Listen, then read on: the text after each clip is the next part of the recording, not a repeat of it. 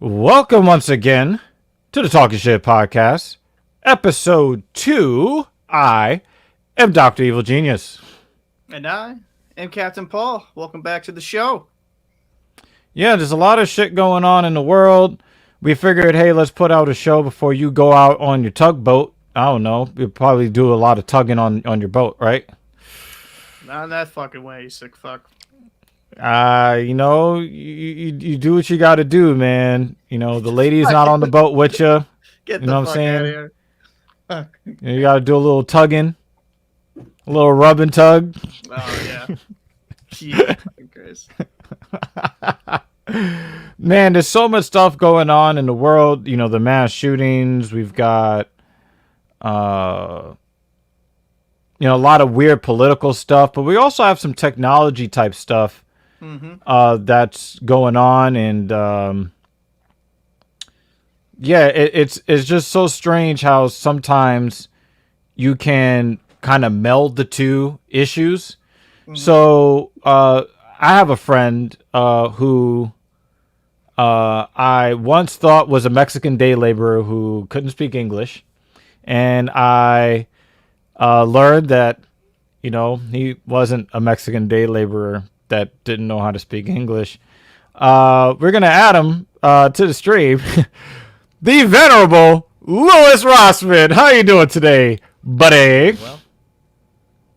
Well, So there's a couple of, stories out there that are on the technology side. And we know that you're a technologist. So can you just kind of sum up who Louis Rossmann is and what kind of fueled your love for technology before we go into these stories?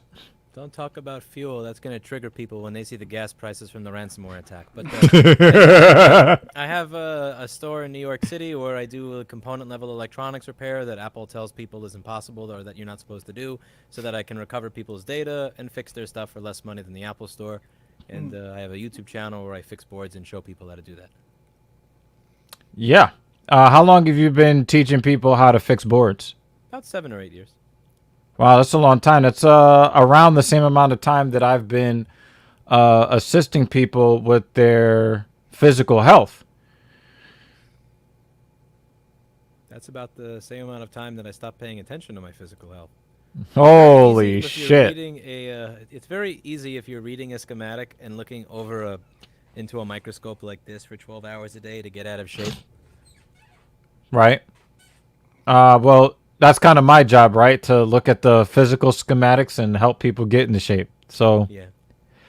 Thankfully, I don't have any corporations trying to keep me from getting the proper schematics or the components needed to help people make physical repairs. But we're not about that just today.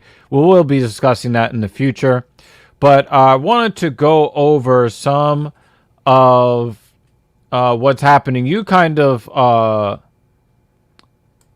touched on it a little bit about the possible rise in fuel prices that's coming up. So I want to get your opinion on this, Louis. This is horrible for a number of reasons. I mean, besides the fact that it's affecting the cost of fuel. When I was a kid, when people would hack websites, remember when the music industry was suing people for $3,000 for downloading music on Kazaa? Yeah. Oh, you remember that one girl? Do you remember that one girl that they sued for this massive amount of money because of the number of downloads that she made? Yeah, but that was something where you could look at the hackers and say, listen, it's wrong to hack, but when you hack the movie industry's website and put Goatsy on it or something, that's kind of cool.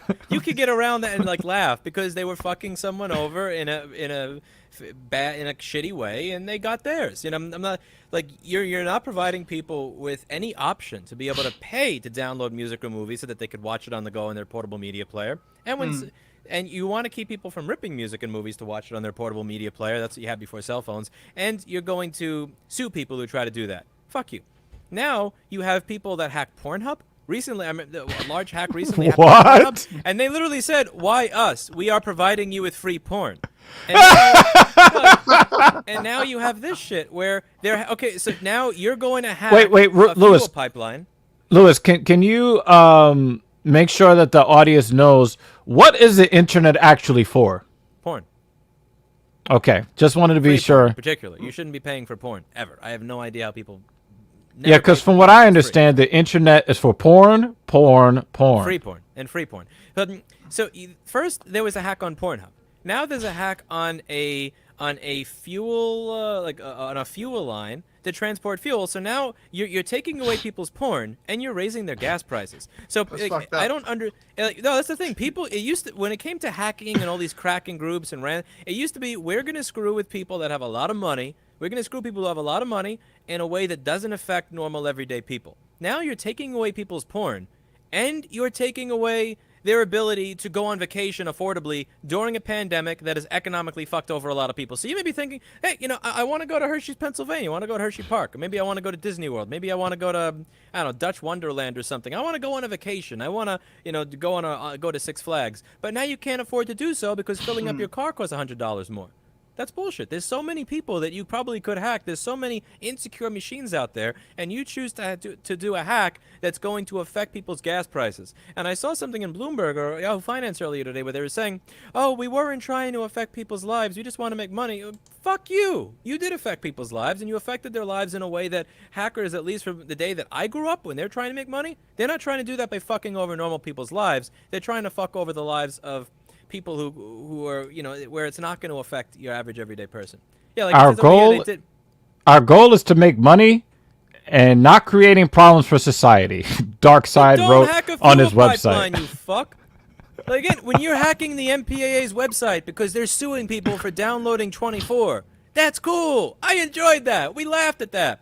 When you are hacking because you want to be able to get season 6 ending of 24 before it broadcasts and you release it online for people to see, that's cool. Do more of that. When you increase fuel prices for people who are now impoverished because they lost their job, the fuck is up with why? Yeah, that's pretty fucked. But yeah, it's funny how you mentioned that because I had this already queued up. That they said that they did not intend to create the chaos that they created. They're just trying to get money. One of the things I've been complaining about, as a lover of technology, for pretty much all of my teenage to adult years, is that you get these guys that are like really, really good at manipulating computer systems, but they're not giving everybody 830 credit scores. They're not forgiving student loan debt. They're going and they're trying to steal from people that are already suffering economically. Like I don't. Yeah, there was this one particular one that I found funny. It happened about 9 or 10 months ago, where there was this attack, a ransomware attack, or some kind of attack, and it happened. And it was I think this guy was in Romania or the Philippines or something, and he said something along the lines of, my rent in a year is $1,000, and you're asking for like half a Bitcoin. I mean, like, seriously? And they said, okay, sorry, we'll lower our price. But it's how about you lower it to 0, bitch? No, I mean, if you're gonna do this, at the very least, can it go back to being the fun kind of stuff that happened when I was a kid, where there's just a person that everybody left, right, and center thinks is a piece of shit villain, and you go after them? Because there are people in this world where, again, left, right, or center, wherever side of the aisle you're on, there are people in this world everybody thinks is a piece of shit. But no, you have to go after someone who wants to fill up their gas tank. And again, maybe they're doing it because they bought XLE, before the end of the day on Friday, and they got that little pop to 55.17 this morning once the gas prices went up. But that's just not the spirit of hacking that I remember, or not even white hat hacking, because I know someone's going to say this is not what white hat hackers do. They don't do it. But even black hat hacking, even people that wanted to screw things up, there was always this idea that we're going to screw up things for a specific subset of groups or people in a way that it doesn't affect the overall society. And screwing up a fuel pipeline that supplies energy right before the summer driving season, right after a pandemic where people have been cooped up for a year, that's just like that's bullshit. Yeah, it is. I thought it was very interesting what they talked when he talked about their motives not having anything to do with that don't have anything to do with geopolitics. But do you think that this can be extricably linked to the fact that there are issues with the Russian government and their covert their cyber attacks on their lukewarm friends or frenemies or what have you? Do you think that there's that it can be separated, or can this group just say, hey, we do not participate in geopolitics, don't look to tie us with the Putins of the world? Do you think that they have an actual leg to stand on? Well, I think that there's this. If you were going to do something to try and destabilize America, I think it would be the opposite. I think you would want to oversupply oil so that it screws. If Russia were to just open the spigot and oversupply oil, it would completely screw over these American companies that the only reason that they're recovering and paying off their debt and able to return money to shareholders, but also continue existing, is because oil prices went up to what's the word? Make up for last year while they were negative. So if they were really working with Putin, I think they would probably do something along the lines of create more supply for oil in America, not screw up the supply of oil throughout America so that the prices go up even more. I probably are working independently. I just think it's a case of someone being an idiot.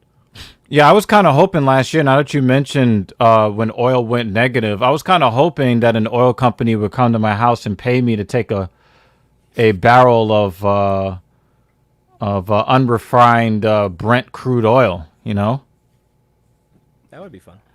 That would have been nice. Like, hey, because you don't see the futures for oil, going that high. So, just give me a few free barrels. We've got a comment here from Blind Bet that says gas prices affect everything: food, clothing, all kinds of transportation, buses and cabs. And I think that's something that people don't necessarily think about, because once a transportation organization raises prices, no matter what the reason is or how temporary those issues are, the prices stay high. They don't bring the prices back down to pre-crisis levels.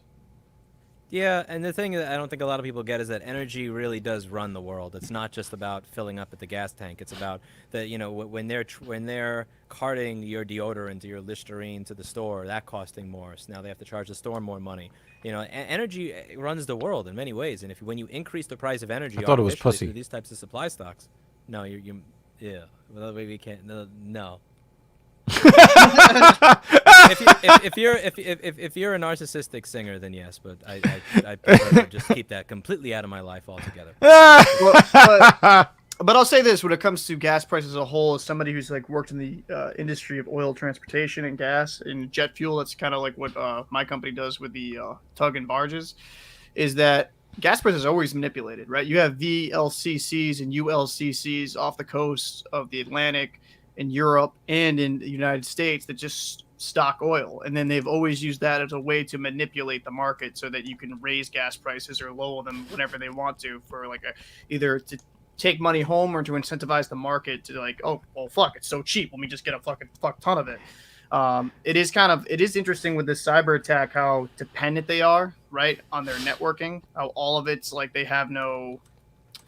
it seems like they had no backup in place, where it's just a manual, like everything is done by remote, which is kind of worrisome when you become so dependent on technology for everything. There should be some type of backup system in place where this should not have happened in the first place. I know oil terminals that we go to always have a secondary way of transporting it manually.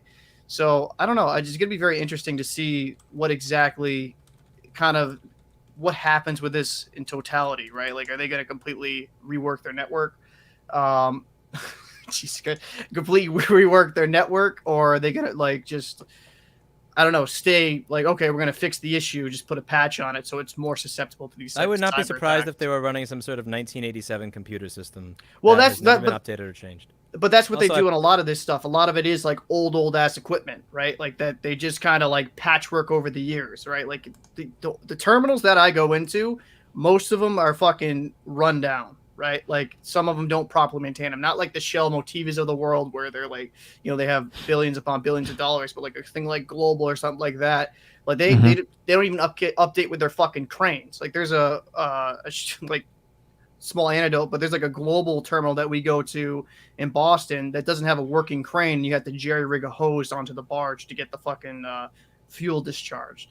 So it's very, a lot of the technology is very like retro 1970s, because when you go onto the shore and you do a declaration of security, a DOS, which you need to do with any type of oil or gas transfer, it is kind of funny to see like how a lack of innovation in some of these terminals. Like they're using very, very old boards that I'm surprised are even still in use.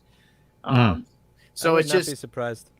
Yeah. It's one of those things that it was due to happen, because you're never going to see a change until something happens. It's kind of like when ships and stuff like that went with double hull after the Exxon Valdez. Like they knew there was a threat of, getting punctured with a barge or punctured with a ship and there was going to be an oil spill.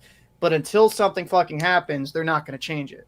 And that's why you saw any boat made after, I think it was like 2004 or something like that, had to be double hulled. And the problem with a lot of our security is that instead of being, preventative, we're just reactionary. So when there's a fucking major issue, they're like, oh, fuck, what are we going to do? Like, we can't transport. Like, it's shocking to me, like a pipeline like that with 3 million barrels, being transported from, what was it, Texas to New Jersey. There's no backup system in place to kind of like get it back online. I mean, how are you going to make it? To have a backup, I imagine you'd have to have another pipeline, and building another one of those would be a clusterfuck. Yeah, but like usually, and this is just speaking from ship side, is you have an electronic system and then you have a manual system. Now, manual will be fucking far more cumbersome, because then you have to have like outpost and like manual valve you turn. I'm just wondering if, because everything is electronic, where you can just push a button and that shuts a valve, like a ball valve, or like a check, a check valve is a one-way flow, but like a ball or globe valve where it's just automated.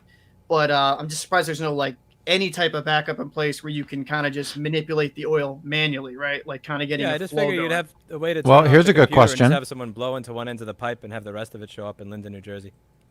Well, here's a good question. What did they do before computers? They weren't mining so much Bitcoin, so they didn't need all this oil to be transported anyway. Oh, man. I also think you didn't have air conditioning back then, so you probably needed less.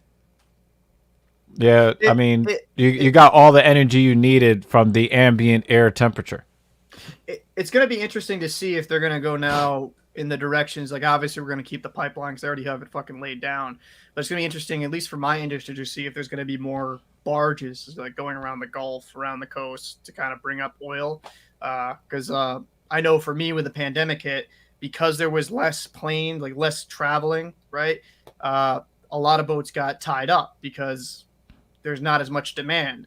So it is going to be kind of intriguing if maybe they're going to have better fail safes in place. Like, okay, like let's stock a certain amount of gallons per tank or create more tanks so we have more of a reserve, so we don't have this big massive uptick in issues. But there's certain regions where you're not going to reach obviously with a boat if it's like landlocked.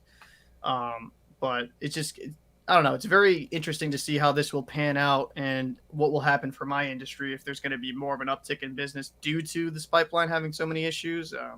Seeing what they're going to do in a whole with security. I don't know. I just think a lot of this could have been completely preventative if they did their proper measures to make sure that the security was in place and they had a good second place plan. Yeah, I totally agree with that, because another comment, thank you, Blind Bat, for your active participation. They should have just had a backup system, that's all. From what I understand, and you can correct me if I'm wrong, Louis, but a lot of the problems with these ransomware attacks aren't just that they lock you out of your own systems and encrypt your data, but if you do have a data backup that you can just restore from, they will threaten to publish your company's secrets. Is that correct? Yeah, sometimes they'll say that we're going to publish everything we found unless you pay us. But the thing is, you don't know that. I mean, how do I know that you're not going to just publish it anyway, just to be an asshole? I don't know you. That's true. There's clearly no honor among you, since you're willing to raise gas prices for millions of poor people. Yeah. Yeah. Not just for millions of poor people, but also we are going to talk about this organization. We're talking about ransomware gangs getting aggressive with law enforcement. Now, the thing that kills me about the premise of this is that the organization that carried out the attack on the pipeline, they have a website that is citizen facing. It faces the public. I don't understand that. Like, aren't you just begging for the police to come find where you are? And so this is way, way more brazen, actually attacking police organizations. Now, you know, you said before about black hat and white hat, and why don't you attack organizations that are universally hated? You know, the police seems to be kind of moving in that direction. People on the right wing don't always love them. People on the left wing don't always love them. But what do you get from these hackers that are just going right at law enforcement? I've been inside a police station before. I've seen what they run on their machines, and I think it's a lot of it that probably is just it's a really easy target. I've seen Windows XP in a police precinct before, so I mean, it's probably a really really easy target. Have you seen Windows ME I or have not Vista? seen Windows ME. I have seen XP. It's scary. I saw the green start button, and it's. I mean, whether or not they're universally hated really depends on the area you're in. It's that's like a 50-50 thing, depending on whether you have the Black Lives Matter or the Blue Lives Matter people, and it also depends on your specific area. Because in some areas, the police are universally hated simply because that's a horrible precinct. And Or the Trump votes matter. Or Trump votes matter. Yeah, because they're not always very friendly to police. They are prone to killing police officers in certain situations. But yeah, it's just weird to see that. Imagine 4 years ago, $6,000 worth of Bitcoin. That's not 4 years ago. That wasn't even like a full Bitcoin. Yeah, inflation. That is. But it says things have taken a dark turn recently. Criminal hackers are increasingly using brazen methods to increase pressure on law enforcement agencies to pay ransom, including leaking or threatening to leak highly sensitive and potentially life-threatening information. Whoa! Police department for the money. They're just raising the property tax of everybody who lives in that area. Wait a minute. So like, No, bro, you're talking about like putting, you know, cops' personal information out publicly, like. That could be really bad.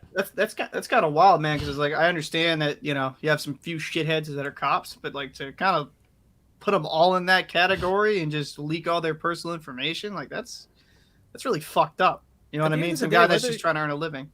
Whether you like or dislike the cop, at the end of the day, what they're doing is they're saying, we really want to raise the property taxes of everybody who lives in that area. So please, just, again, if you're attacking Apple, you're attacking Dell, like I'm not even saying you should do these things, but but like that's different than a police department. Like, if you're going to do that, all you're doing is you're saying, please, we want people in this neighborhood to pay more taxes.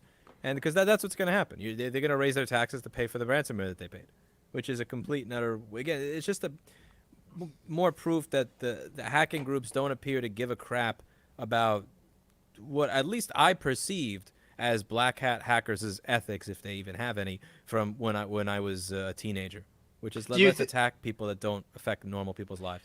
Do you think that these people don't necessarily think the whole thing through, that they think they're doing something that's like morally right, but they don't think of the consequences of their action, or you think they're just absolutely not? Heads?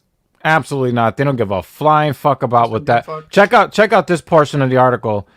In Washington, D.C., a Russian-speaking ransomware syndicate called Babuk hacked into the network of the city's police department and threatened to leak the identities of confidential informants. Oh. I mean... Damn. That's all you need to know, Captain Paul. I didn't see that. That's, yeah. It's pretty fucked up. Some dude actually trying to help the community. They Still don't care leaking. at all. It's it's really stupid. A day after the initial threat was posted in late April, the gang tried to spur payment by leaking personal information of some police officers taken from background checks, including details of officers' past drug use, finances, and in at least one incident, past sexual abuse. Holy fucking shit. Damn. So, like, these people don't give a fuck about nothing. I mean, it used to be back in the days, like when you had the mob, right? Because the mob, you would probably say, would be your area's hackers, right? They had their own version of ransomware. It was called a metal baseball bat. And they would say, you know what? In order for us to be able to conduct business, we either need to pay off the cops or we need to stay off the radar of law enforcement officers. And these motherfuckers are going right at the police. Just like fucking straight up attacking them, just giving all their personal information. Like, what do you think is going to happen to you when they find you? They're going to hack you to death. Physically. I mean, if that person's in Bangladesh or Romania or Russia or something, I don't know how much he cares about a pissed off American police department. Fair enough. Yeah, but but the thing is that I'm pretty sure that if they are found, and because the thing is, if you look at the modern world and the way that the politics are set up, you don't have countries invading other countries to get power, because that would fuck up the world economy. So the way that the world economy works, you can't just have countries going to war willy-nilly, especially the world powers. So, and correct me if I'm wrong with this thought process, but what if money is trying to be made by the Putins of the world and these guys are stirring up trouble, and then the cash flow tends to slow because of these people? What do you think is going to end up happening to them? Something bad.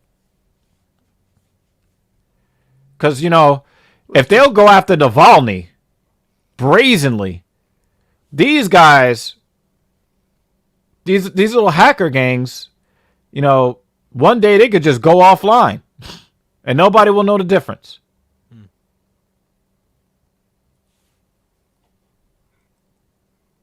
Absolutely ridiculous. But I thought that this would definitely be something that Louis would find interesting with these ransomware. What would you do if RossmanGroup.com ended up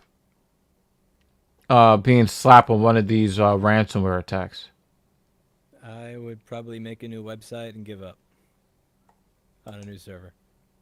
My site sucks anyway. Oh man, just make sure you have your backups. So moving on to the things that you really do care about, because I do believe that this will be an ongoing theme whenever we have Louis Rossmann here. Louis Rossmann is the preeminent voice for the right to repair movement, not just here in the United States, but he is world renowned. So, would you like to explain to our audience exactly what the right to repair movement is, and where the movement started and where it has progressed up to this point? Right to repair is the idea that you should be able to fix the devices that you own. It got popular with cars in 2012. There was a bill that got passed in Massachusetts for automotive right to repair, so that your independent mechanic would still get access to the diagnostics and tools that he needs to be able to work on your vehicle. And then it started flowing to every other industry. I started speaking at legislatures in about 2015 about it. I blew my lid when I was speaking to a senator or an assembly person in New York who said that the opposition lobbyist said that when I replace a part on a MacBook, I'm converting it to a PC. and then misrepresenting it as if it's still a MacBook to my customers, which is a form of fraud, which is why I shouldn't be allowed to fix things. And then I spoke to the assembly person about it, and I said, why'd you believe this? And he said, nobody showed up to say otherwise. I don't know anything about this stuff. So then I kind of said, I'm going to show up to every single one of these every time one of these events occurs out of spite, because that's just no, I'm not letting that win. And I have been, and it's been incredible fun because I get to put my camera up and I get to show people what the arguments are. Magtrometers and microwaves will explode. You have people that say the game plays the console because they don't know that the console plays the game. And I think that's in Soviet Russia. It started to become kind of fun because, you know, you'd have these people that were like seemingly scared out of their wits that people were actually going to listen to them and put their face to these horrible arguments that are being made. And I thought that needed to be done. You know, people weren't doing it. They had cameras in several of these rooms. It's just they weren't being used. They were streamed and deleted right after. I want people to be able to see. This is what they're saying about your ability to fix your stuff. So, and that's been going on for a few years. And the YouTube channel where I post this stuff too hit 1.5 million subscribers recently. And now I'm becoming sick and tired of waiting for politicians to get around to deciding they want to pass one of these bills. So I'm fundraising for a direct ballot initiative in Massachusetts where I can take my issue to people. And if they vote yes, it becomes law, regardless of whether or not the politicians want to slow walk it for the next 20 years, because lobbyists say that Mactrometers will explode if people can fix things. All right. So I want to introduce something to I just kind of want to see what you think about this here. So just give me a moment while I cue this up. This is from 2020. So I'm a little bit slow. Okay, so let's check this out, shall we? Oh, my bad. I had to actually turn on the audio. When you have car trouble, you should have a choice on where to fix it. Well, today's cars are very computerized, and car manufacturers are starting to restrict access to your car's mechanical data. That means independent repair shops will lose their ability to diagnose problems and make repairs. So we'll be forced to go to expensive dealerships. That's not fair. New technology shouldn't take away our choice. Vote yes to update the right to repair law. It's your car. It should be your choice where to fix it. Wow, that's pretty powerful. It is. It should be for $18 million. That's the amount. I think I was looking at the campaign for 2020, and Gray Media got something like $17 or $18 million to make all those commercials. Damn. I know. It's considerably better production quality than the crap on my channel.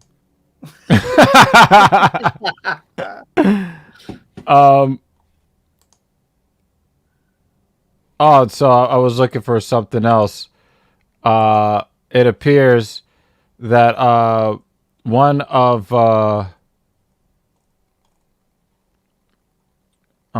they took down all of their ads, if that's what you're looking for. yeah, I was looking for that for the viewers because of how I wish I could find that for the viewer, because and Louis, you're pretty intimately familiar with the you're pretty familiar with the all right, yeah, let me check this out. I archived it. They took down all the commercials, and one of the reasons they often take them all down is because they don't care what they posted is factually incorrect, and you can be fined for posting factually incorrect information during an election cycle, or slandering material during an election cycle. All right, so you know, of course, Louis comes through for us. I'm going to play for you guys. Whoop. That's not what I wanted. I'm going to play for you guys exactly. Because, you know, Louis covered this on his channel, and we'll have his channel in the description. But this is going to be really, really fun to watch, because I laughed my fucking ass off when I saw this shit. If question 1 passes in Massachusetts, Anyone could access the most personal data stored it's a in horror your movie. vehicle. Domestic violence advocates say a sexual predator could use the data to stalk their victims. Pinpoint exactly laughing where at you that. are. Whether you Oh are my alone. god. Even take control of your vehicle. Vote no on one. Keep your data safe. Yo, so you're gonna get They stopped raped? short of getting Michael Shannon to play Richard Kuklinski in the parking garage, but Oh my god, bro. And if you look Oh my at God. just look at the look on Lewis's face. That is the look of a man who was sad that people are perpetuating this bullshit. I mean, if you go back and you actually analyze, first of all, is she like the last shopper? Is she like the last like? it makes it scarier because Like, everyone's afraid who- to go into a parking lot that's completely empty in the middle of the night with the blue fluorescent lights. Like, really? Like, no employees? Like they closed the store and you were like the last person to walk out? It Bro, makes that's- it scarier. That's wild. I don't believe So, they actually made that argument though. Like saying like sexual predators can get your access from your car. I mean, think about it. Think about it, right? A sexual predator could use the data to stalk. Do you really think these mofos are gonna go through all that trouble? No. Like, what are you talking about? What? The people that are looking to fix your car, for the most part, I know that some of the data repair, some of the repairs require access to critical systems, but most of this shit is replace a tire, rotate the tires, brakes, maybe a transmission issue, body damage, whatever. I don't get it. I don't get it. But this is what they tried to use. Because, hey, won't you think of the women and children, right? To try to keep you from having the right to do with what you paid for, what you want. That's crazy to me. It's a I just don't ridiculous understand. commercial, and one of the problems is that they kept using that commercial and commercials like it, even though they polled horribly with the audiences, which is one of the reasons that that they lost. Yeah, I mean, they lost 3-1, right? 75 to 25. Yep. 75% in favor, 25%. The thing is, that's the sad thing, is that commercial fooled 25% of Massachusetts' voting population. I think that was just people that work at dealerships and. Are there that many of them? I mean, like, Massachusetts is supposed to be one of the best education systems in the country. It's supposed to be the highest educated. You got Harvard, MIT, really expensive public schools and all that stuff. And Oh, well, the people go there to get educated, and then they leave the area to go live in, where they can display their wealth. I live 45 minutes away from Mass. I live in RI, so I'm pretty. I have a lot of friends from Massachusetts. It's very overrated when it comes to the educated system. Like, really affluent areas are pretty fucking good, especially the private schools like Catholic Memorial or something like that. But public school is kind of mediocre, if I'm being honest with you. I think that's kind of a little overhyped. Like, yeah, you have the Harvards of the world, Boston colleges, BUs, and stuff like that. But every public schools are still a lot of areas, especially like rough areas. Probably better hockey going on anyway than. No, it's probably there's definitely better hockey than education for sure.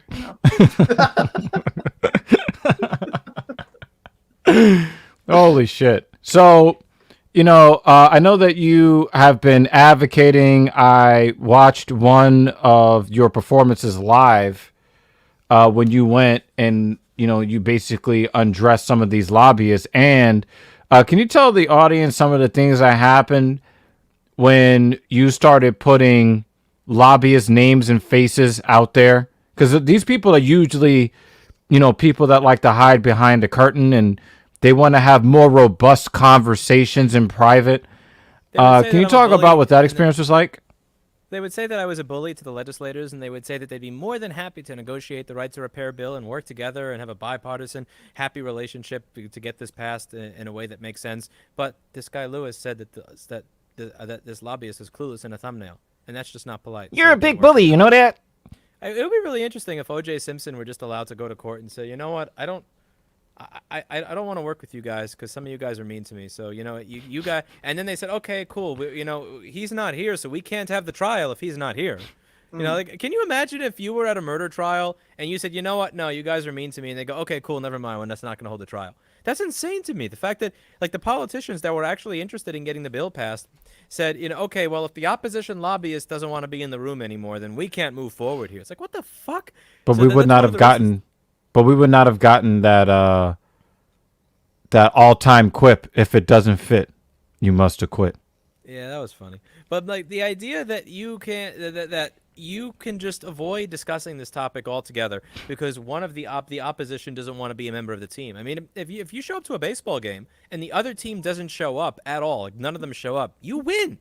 Yeah. I mean, it's not like this is not the way this works. You can't just avoid the World Series by just our team's not going to show up so that we don't lose. You can't do that.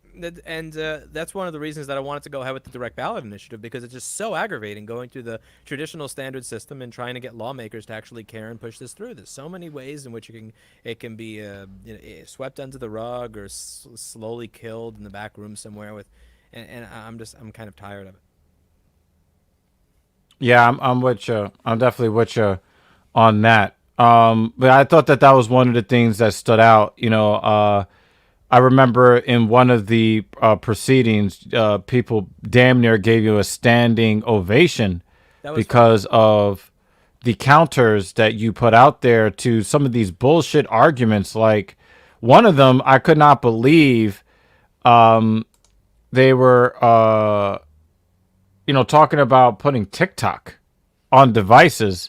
Do you think that's why these people are blowing up and going viral? Because independent repair techs put TikToks on their phones, and now they're wasting their lives watching these bullshit video clips.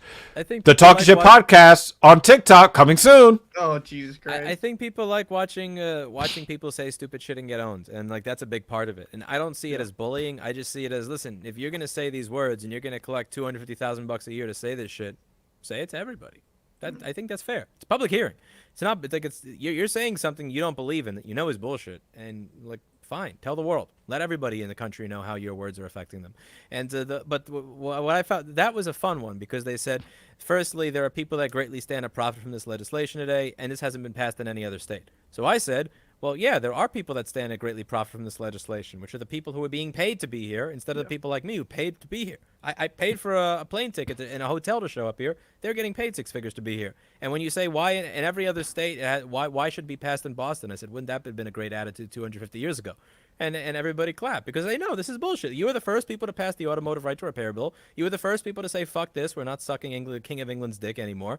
Yet you're going to let this person that gets paid $150,000 a year to read off a script decide that we can't fix our own stuff. It's bullshit. It's bullshit. And yep. And Lewis is the type of guy who will get on a red eye on his own expense to go challenge some bullshit. Lewis, we appreciate you. Definitely. Over here, this neck of the woods over here. I appreciate you talking shit with us today. We look forward to having you talk some more shit with us in the future, especially because we need more advocacy for right to repair so that the consumer will get the get their rights restored, because way back in the day they used to provide schematics and they used to provide parts for you to fix your own shit. Now they just want you to throw it in the wasteland somewhere while claiming that everything is going to be zero carbon footprint. So thanks very much, Louis. We appreciate you. We'll be seeing you in the future. Thanks for having me on. Have a good day. I really appreciate it. You too, sir. All right. So that was the venerable Louis Rossmann. So definitely go check him out. We're going to have the link to his channel in the description below. So there's actually one before you kind of change topic here, Evil. I think because Lewis is 100% right when it comes to how they go with these proceedings with voting and how trying to get legislation through. I just want to give my little own anecdote, which made me realize how fucking ridiculous some of the voting and so how some of the commercials can go. I went to a hearing, right, with wind energy, right, like the wind turbines off of Block Island, Right. and some of the things that the people that were paid and bought for to speak about, like to speak against like wind energy and stuff of that nature, they tried to say, which is completely incorrect in like infactual in every sense of the word, that the cables that they lay down at the bottom of the ocean floor causes cancer. And somebody actually said that in a statement as like a fear-mongering thing. And it's just like, it was so mind-blowingly stupid, it pissed me off. And I literally went up there, I said, just so we have full transparency, these cables have been around for damn near, especially this generation, around 40 years, and there has been no indication that these cables cause any form of cancer at all.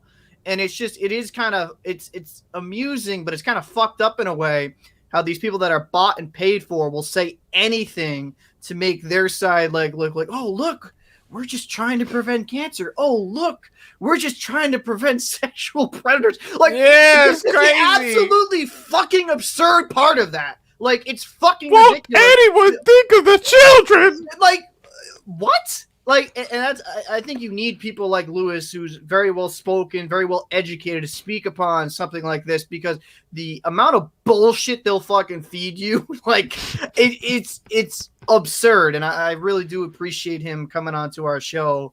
And he's a really, I actually been watching a few of his videos, very, very well educated, and especially I watched New York and California agree on something when we talk about medical devices also having the right to repair. He's right. Yeah. Because when you put these behind essentially kind of like a paywall, right? Like only certain people can build it. It just makes the shit far more expensive than it needs to be. And yeah, it's crazy.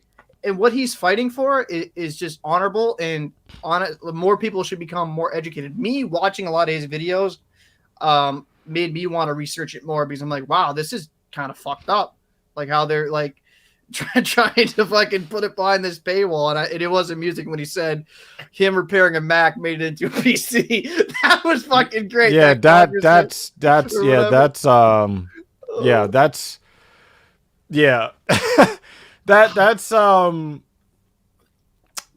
pretty gravy.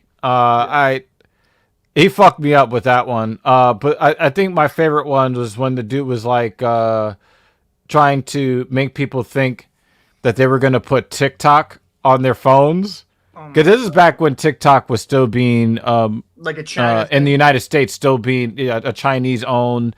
Yeah. Oh, they were stealing data. They were basically it was a Trojan spy program under the guise of mindless entertainment. So I thought that was super interesting how, back when, TikTok was the thing to be afraid of. Oh, they're going to put TikTok on your phone. You know that evil program? And the thing is, it was so obvious that when he said it, he was just pulling that out of his ass. Oh, easily. It was like, come on, son. Man, come on. Some of these people that say so much stupid shit, just do the Tide Pod challenge. Just fuck it, just like eliminate the stupidity from this fucking. I'm surprised that guy did not participate in the Tide Pod challenge. I mean, it was just crazy the way he just pulled that shit out of his ass. But anyway, we thank we thank Louis Rossmann for coming through. Anything that we can do here to be an ally to the right to repair movement, we're going to do that, because it's just the right thing. It's funny, like, some anti-right to repair group said that George Soros was funding it. Oh, Jesus Christ. I mean, come on, really? To be fair, he's the big boogeyman everywhere now. And he's not even all that wealthy compared to all of the other billionaires that are on the list. No, it's just not. It's just. I know that they probably just couldn't claim that Elon Musk or Bill Gates, they couldn't make that claim about those guys. So, they figured, well, we got to make a a claim about somebody that is obviously not an obvious opponent of right to repair, because we don't want to make it so obvious that we are biased. But anyway, I want to, speaking of the devil himself, the eugenics devil himself, I wanted to kind of touch on the issues with the Bill Gates divorce. Mm-hmm. And we will also touch on another type of bill. We're going to touch on Billie Eilish later, but I want to talk a little bit about this because there's been a lot of talk about how amicable the divorce is. They've got this they've got this united front that they're putting on, like, oh my God, it's just a 27-year marriage, that's all it is. It's just a 27-year marriage, and we're just going to go our own separate ways. But why is her middle name French? Like, the fuck? Could have been like grandma or some shit, But I want to make a joke, but one is not coming to mind. But anyway, the 56-year-old Melinda Gates, apparently, she's retreating from that marriage. Yeah, she started retreating from this marriage over 2 years ago. She did that stealth, let me go check out the divorce. And by the way, guys, you got to understand, before you get on bended knee, when it's divorce time, she doesn't hire a divorce lawyer and you hire the divorce lawyer. You hire her divorce lawyer and you hire your divorce lawyer, because you're on the hook for the legal fees on both sides. So basically, you have to pay to get fucked. I mean, isn't that kind of like getting pegged when you think about it, right? That's you getting pegged. Well, because you are actually shelling out dollars for that lawyer to whisper in her ear, and then give you that good duke. Yeah. Right? So back in 2019, when he was linked to Epstein, and yes, EDKH, all day, Epstein didn't kill himself. I'm just going to throw that out there. She began these divorce proceedings. She wasn't fucking around. The wife of the world's fourth richest man explored options almost 2 years ago, roughly around the time that Epstein was murdered in jail. She had concerns about her husband's dealings with the convicted sex offender Jeffrey Epstein when she consulted lawyers to explore the option of divorcing the Microsoft billionaire Gates, according to reports. Declaring the marriage irretrievably broken. I mean, so Epstein, I'm a little bit. Epstein ended that marriage. Then let's just call it how it is. Like, I guess their marriage got Epsteined. Yeah, that's what I'm saying, man. Like, it just seems like this is kind of I don't know, man. Like, she definitely had to know. And I read this article, and I know she's like, oh, she said she was against the meeting, but I'm like, truly, how against that meeting was she? If it was that big of a deal, she would have definitely been like, listen, Bill, like, we ain't having this shit. You know what I'm trying to say? But like, you know what it is? But you know what it is, though? You know what it is, though? Well, the guy that has the kind of means that Bill Gates has, he could have been anywhere in the world and she wouldn't have known the difference. So I can't. She's one of those few women that I can look at and say, well, it's not a given, right, that we will automatically know what is going on. That she wouldn't automatically know what is going on with him. Yeah. But I just find it to be rich that she spent the last 2 years with her mouth shut, quietly biding her time before she pounced. Yeah. So whether or not the divorce was about Epstein or about his ex-girlfriend that he was palling around with once or twice a year, every year for the last 27 years. And we're going to get into the lives of the rich and famous and the other lucky ones, the ones that don't subscribe to sexual monogamy. We'll get into that. But I find it real rich that she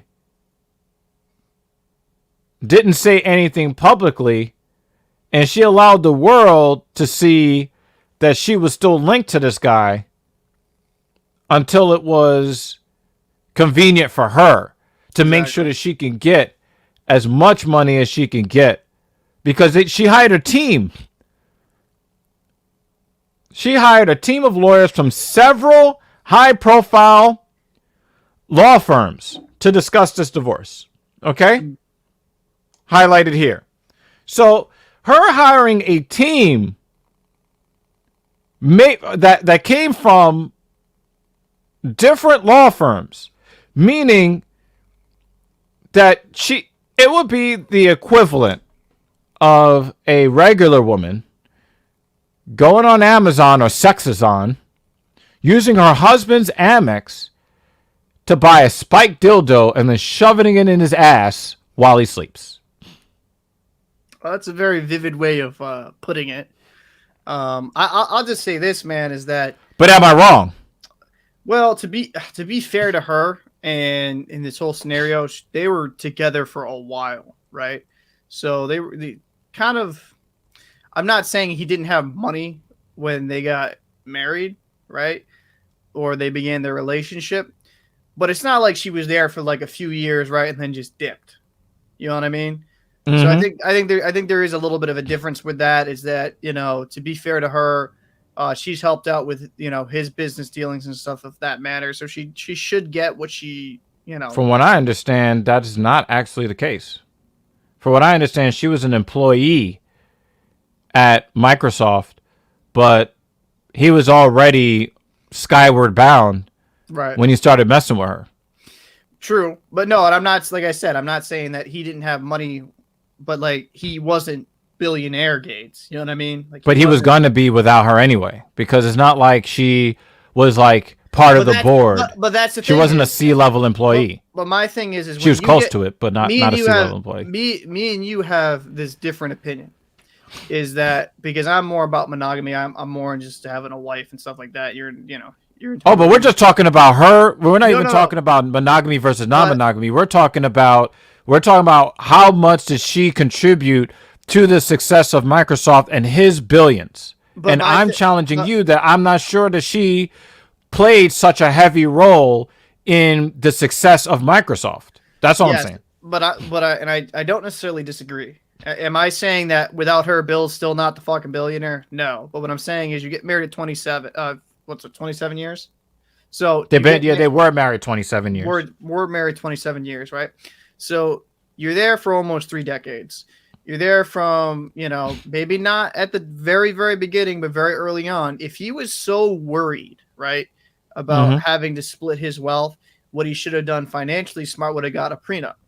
I think with guys in certain situations, I think a prenup is the way to go, especially if you want to protect your assets. If you know certain situations, meaning all situations, but because sometimes it protects the woman, especially since there are more female breadwinners in society. You know, like, you know, the prenup, you know, protects women as well. You know, high earning. What I'm saying, man, is like women. if you're like a $30,000, $40,000 a year. You know, earner, I don't necessarily think you have to worry about a prenup as per se, right? You know what I mean? And I'm not knocking those people, but if you're kind of making an everyday wage and you're not like having any aspirations of doing any better, we all have people in our life. Like I don't think a prenup is of the most worrisome thing. The problem is like if you are that concerned about your wealth being split, you get a prenup before you get married, right? It doesn't seem like Bill gave a fuck. No, it just because I think Bill knew. He's like, whatever. Like, you know, and to be fair to his wife, they had a few kids together. I think they're all adults now, right?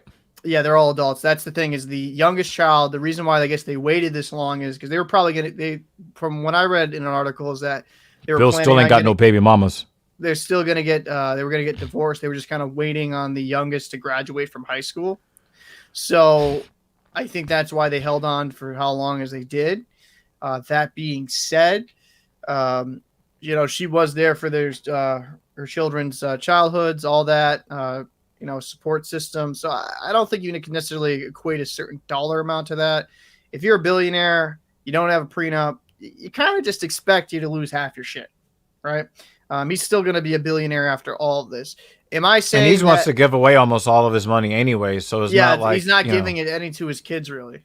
So but I just find it funny that, you know, she covertly hired all of these lawyers to see how much she can extract from him if she was all about philanthropy anyway. No, she's a savage, right? I'm not getting that wrong. Yeah, I'm not saying she's. But like I also can't really be mad at her either for being a savage. I mean, look at the rest of this article here on the Guardian. She was upset because Epstein had already been outed as a pedophile back in 2010 when they had like these secret court thing going on. I don't understand how he was able to get the benefit of this, but they were able to secretly money. Like seal all these huge court proceedings, these criminal court proceedings where he pleaded guilty back in 2010, and his penalty was negligible. Yep. So, you know, her not being happy since 2013 about him meeting with him, I think it's really telling. Through his publicist, Bill Gates says, "I met him. I didn't have any business relationship or friendship with him." So if it's not business and it's not personal, what the fuck are you meeting him for? Yeah, no, that's just fucking double speak from his fucking PR team trying to salvage it. Let's just call it what it is, man. We don't know these celebrities like that. We don't know these people like on a day-to-day basis. You know how like people are so obsessed with people that are like millionaires, billionaires. They kind of go into their life. Like, you know, like Oprah. Obviously Oprah's not a fucking into hanging out with pedos, but you don't necessarily know Bill Gates' character. You know what I'm trying to say? So maybe he's like, oh, that's not that big of a deal. Maybe that girl was like 16, 17, maybe close or whatever. Obviously I'm putting words in his mouth. Yeah, you are, because he's claiming that he only was there with him when there were meetings with other men, never went to any party. See, here's the thing, you know, sometimes people give out more information than they intend to, and then they end up tripping themselves up. Look at this quote here. "I didn't go to New Mexico or Florida or Palm Beach or any of that. There were people around him who were saying, hey, if you want to raise money for global health and get more philanthropy, he knows a lot of rich people." Now, the way that I look at this is, at the time, he was the richest man in the world, right? What the fuck do you need other people for philanthropy for? Nothing. What do you need other people's billions if you've got the most billions out of anybody? That's number one. Number two, why is he mentioning New Mexico, Florida, and Palm Beach? Unless he actually had knowledge of these places. Yep. Like, it's kind of like if a detective came to your house and said, you know, do you know the whereabouts of so-and-so? And you're like, I didn't kill her and put her in the washing machine. I didn't say you did. No, but I think that's kind of proves my point that we don't necessarily know these people, and that you always want to have a good public image, right? Like this moral high ground that Bill Gates wants to have. His foundation's done a lot, right, for health around the world. But, you know, I'm sorry, man. Like, someone gets convicted of like being a pedophile in a secret meeting. If you find that out, I'm not fucking with that person. Like, you know, I'm just not. I'm not like hanging out with that person. I'm not doing any business dealings. I'm not doing a friendship. Like, how can you have no business dealings or no personal relationship if you're over his place, right? So like, what is it? Like, were you talking business, or were you good friends with him? He said it had nothing to do with business, but it also had nothing to do with friendship. But that makes no fucking sense. Then why are you there in the first place? Yeah. Like, did you just mysteriously like fucking fall into that apartment, that fucking place? Like, what's the deal here? So I just think Bill Gates is covering his fucking ass because he probably knew. And you know what? I'll be honest with you. A lot of fucking higher ups in society probably know exactly what Epstein was doing, but never said a fucking word. It's like, to a lesser degree, it's like the Weinstein thing in Hollywood. You know what I mean? Like, everybody knew it was going on, but nobody said anything until like shit finally came to light. You know what I mean? Like, oh, and then you have. But people didn't really look at that as like a criminal crime. It was kind of like, well, he looks like a gremlin, and he's powerful, and it's like, well, I have no chance to fuck a hot chick, so I'm the gatekeeper to these hot chicks getting tens of millions of dollars a year or per picture. Let me try to, let me try to get some of these sugar walls before they get famous, because I don't have a chance otherwise. It's just kind of it's sleazy shit, but people don't look at it as a crime. Yeah, but even in the Hollywood circle, right? Like, maybe you didn't, like, some people didn't look at it as a crime, but even like women were like, oh, like, he fucking does this type of shit, will take advantage of you. And it's just, I'm just saying, but look how rich they got. I mean, let me ask you this, Paul. Let's be serious, right? You grab any modern woman and you say you can make $20 million off of 12 weeks of work on a movie set, but the only thing you have to do is fuck this weird, ugly dude.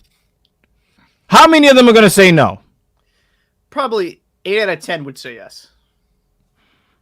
You know what I mean? Like, I'd probably 80% like would say yes to that. So, how many weird looking motherfuckers? Even the Goddamn guy got mad pussy. You know what the fuck he looks like? Yeah, I know. He looks like the Black Smeagol, dead ass.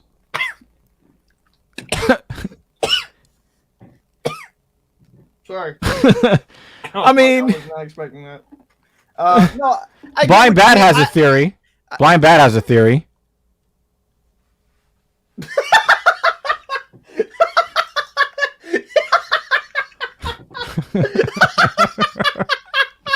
Yo, he's that protected. Yo, so did he commission the Bill Clinton fucking painting?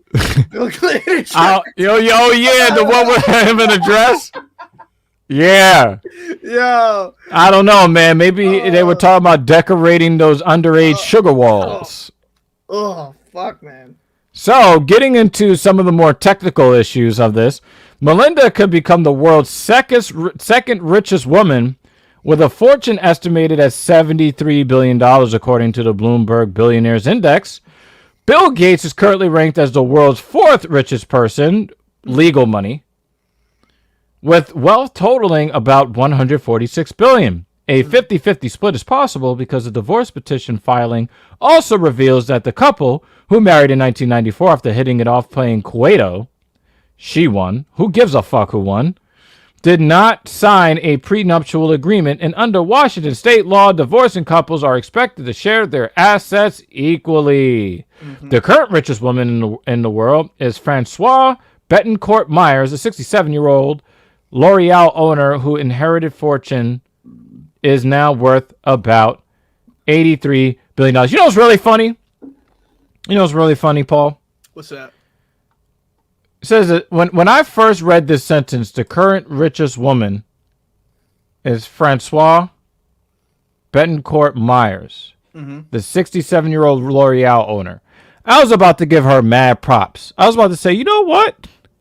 Here's a woman that actually created the wealth. And then you continue on, whose inherited fortune is now worth about $83 billion. It is really, really, really funny how we have these super wealthy women who didn't create a motherfucking thing. Well, that's not necessarily surprising that a lot of this wealth is passed generation to generation. That's a fuck ton of money. Like, I couldn't even imagine that amount of money having that, but not really necessarily surprising, right? Yeah. Very, very rare. Pretty rare that you're gonna find billionaires that didn't have some type of, like, hereditarily passing down from generation to generation. I think guys like Bill Gates and stuff like that are just that's very rare to like go on your own, have a product, and just fucking go gangbusters where you're a billionaire. You know what I mean? Yeah. That's just a lot of the wealth is passed generation to generations, and it's actually kind of peculiar, or I should say more kind of intriguing, that Gates ain't going to be passing that wealth down to his kids like that. So that's, I don't know, it's very different, I'd have to say, because most people that earn that amount of money are just going to be, I'm setting up my generation and their generation, the generation after that, to be set for their whole lives. Yeah. So that's a very unique, but going back to this whole, divorce, 27 years, definitely should have got a prenup, should have protected himself. But when you get married and you go along with that ceremony, you understand, like, hey, like, this is a possibility if I don't get paperwork done. And he just didn't give a fuck. So that's more, I don't blame Melinda.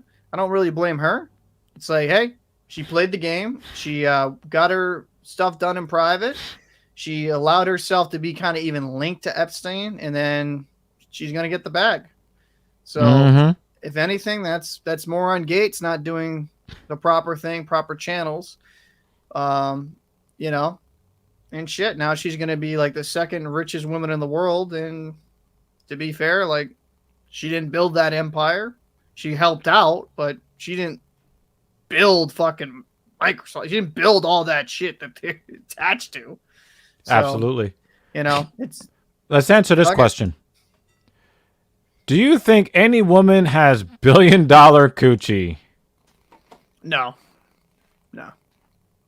But some of them are trying their best to make sure that they get everything that they can out of these men. And this is one of the things, I got to push back on the whole women are oppressed.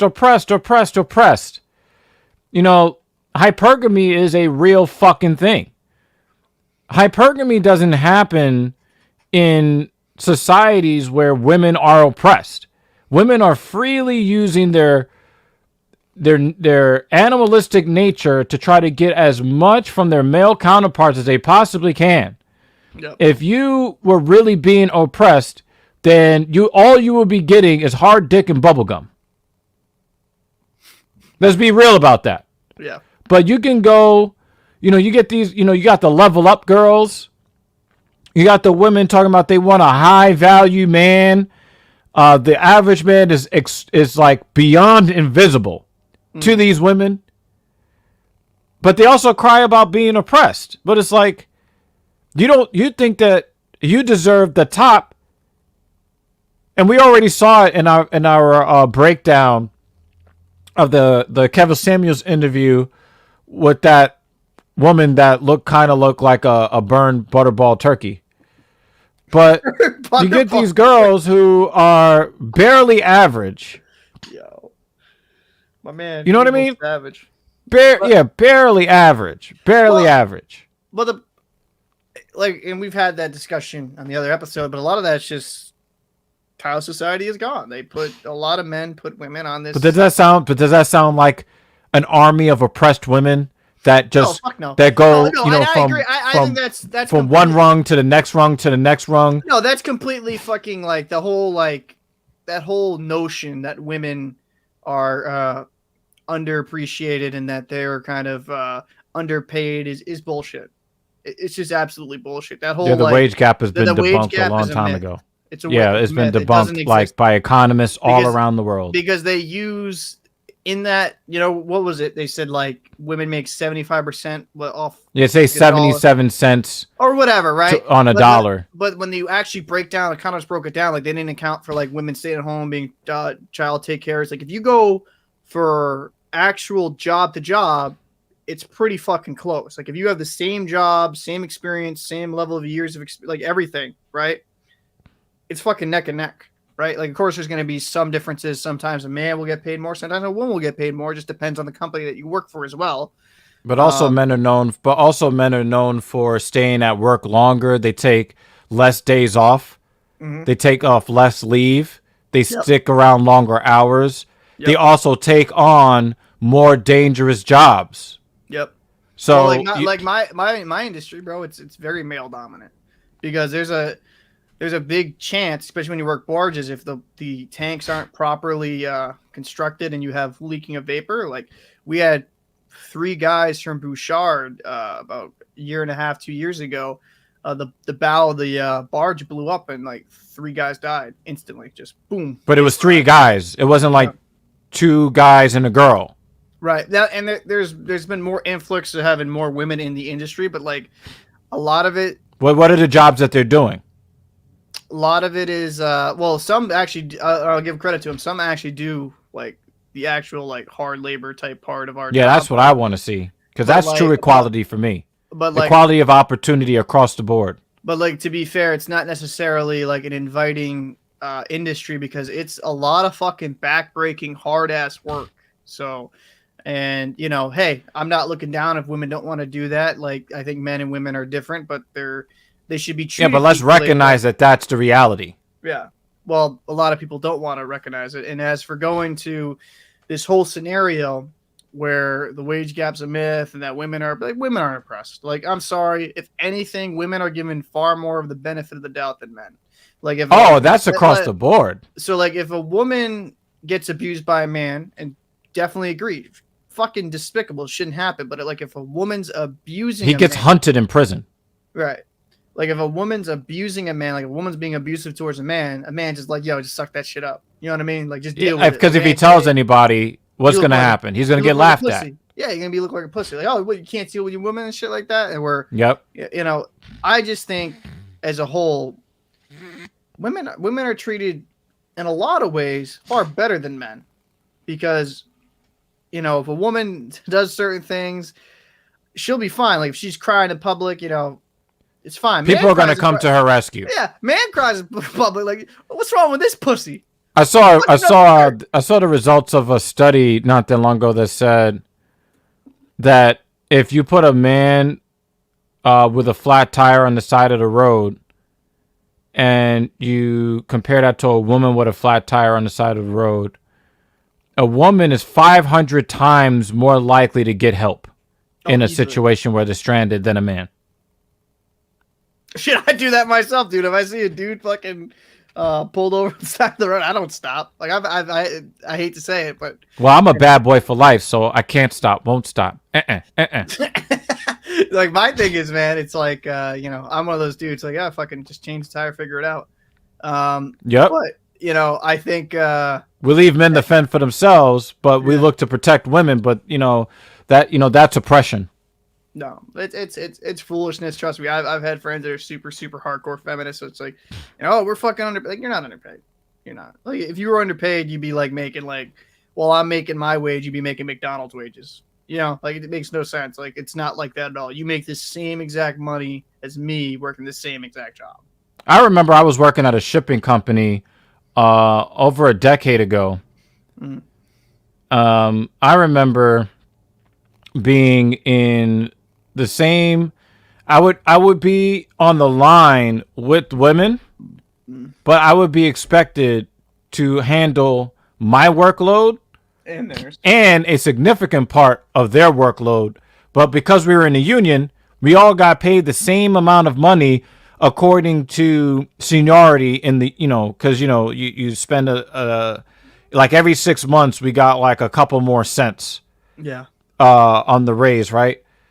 But I would be on the line sometimes with a woman that made more money than me, but she didn't want to have to move the moderately heavy parcels. We're talking about the 30 and 40 pound. Now, the job description says that you need to be able to lift up to 70 pounds on your own, up to 70, right?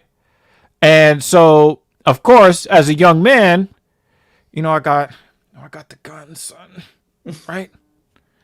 Obviously, I get the, I had the strength to be able to do the job, so I didn't complain. But I just found it kind of rich that I would be getting in the conversations about feminism with some of my female counterparts while I'm doing my job and part of their job if I end up working in the same area with them. And I saw that a lot of them would get more of the easier jobs, moving actual envelopes instead of the parcels. Yeah. I was passed over for a promotion once, and the manager of our department, when he pulled me into the office, he let me know, because he knew I was struggling financially. I was like one step away from homelessness. And he said, yeah, we'd like to promote you to a part-time supervisor, which would have, I think it would have more than doubled. It might have even quadrupled the money that I made. I would have been okay. But we have to give it to her because, we've got a diversity quota to hit. What the fuck? Right? So, that was part of my experience. So when I hear all of this about, oh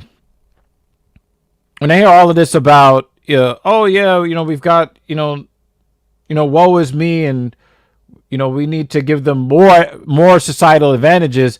And then I look at Melinda Gates saying, well, you were seen at a business meeting with Jeffrey Epstein.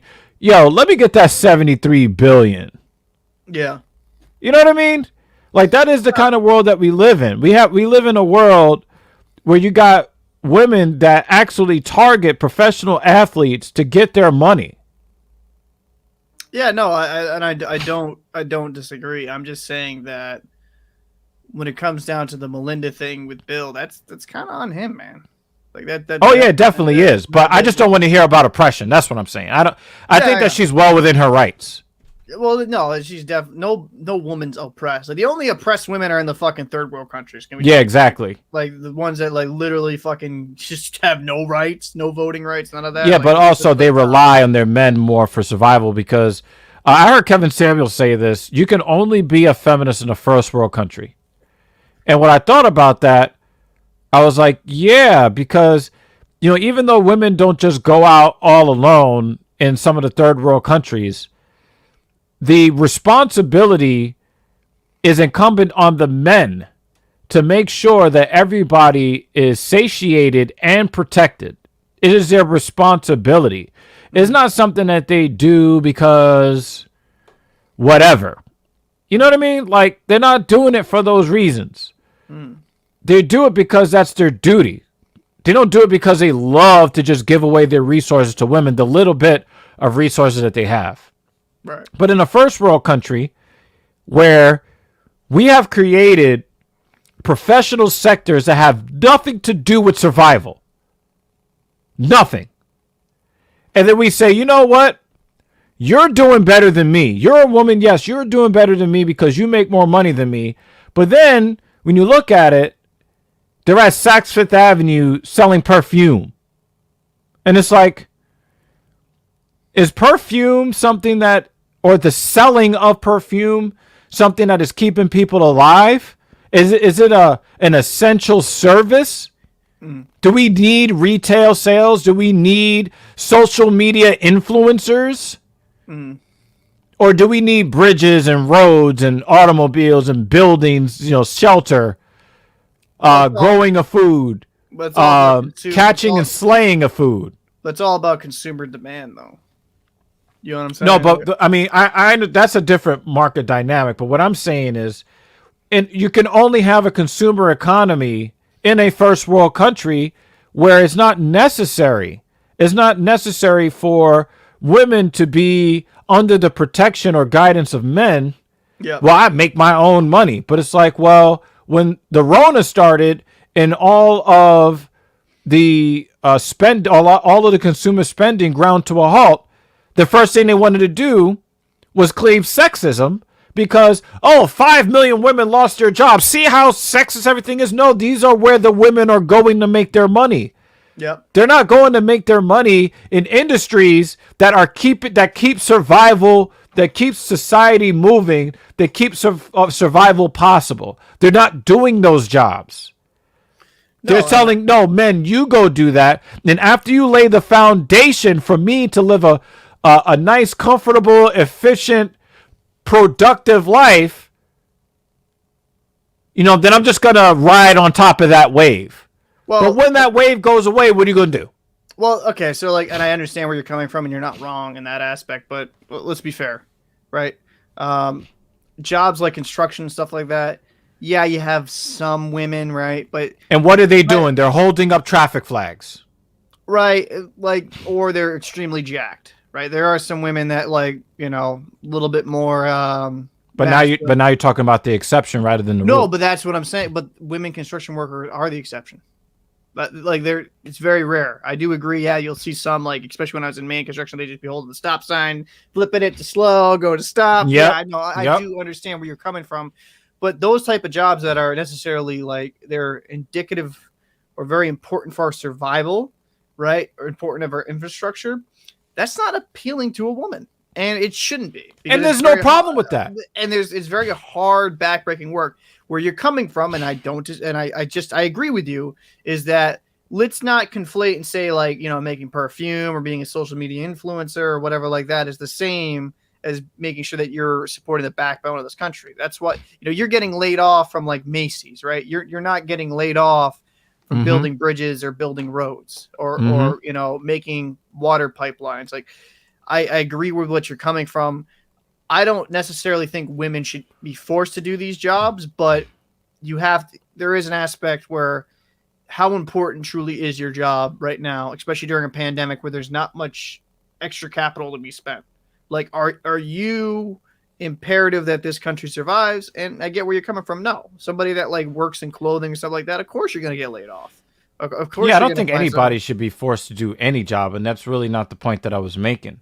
No, the point that I'm making is if you're going to tell me that you're doing so much better than me in society because you make X number of dollars, well, let's break down how you make your money, because some forms of income are more useful and more stable than others. So one of my partners, she knows that technology is where everything is going.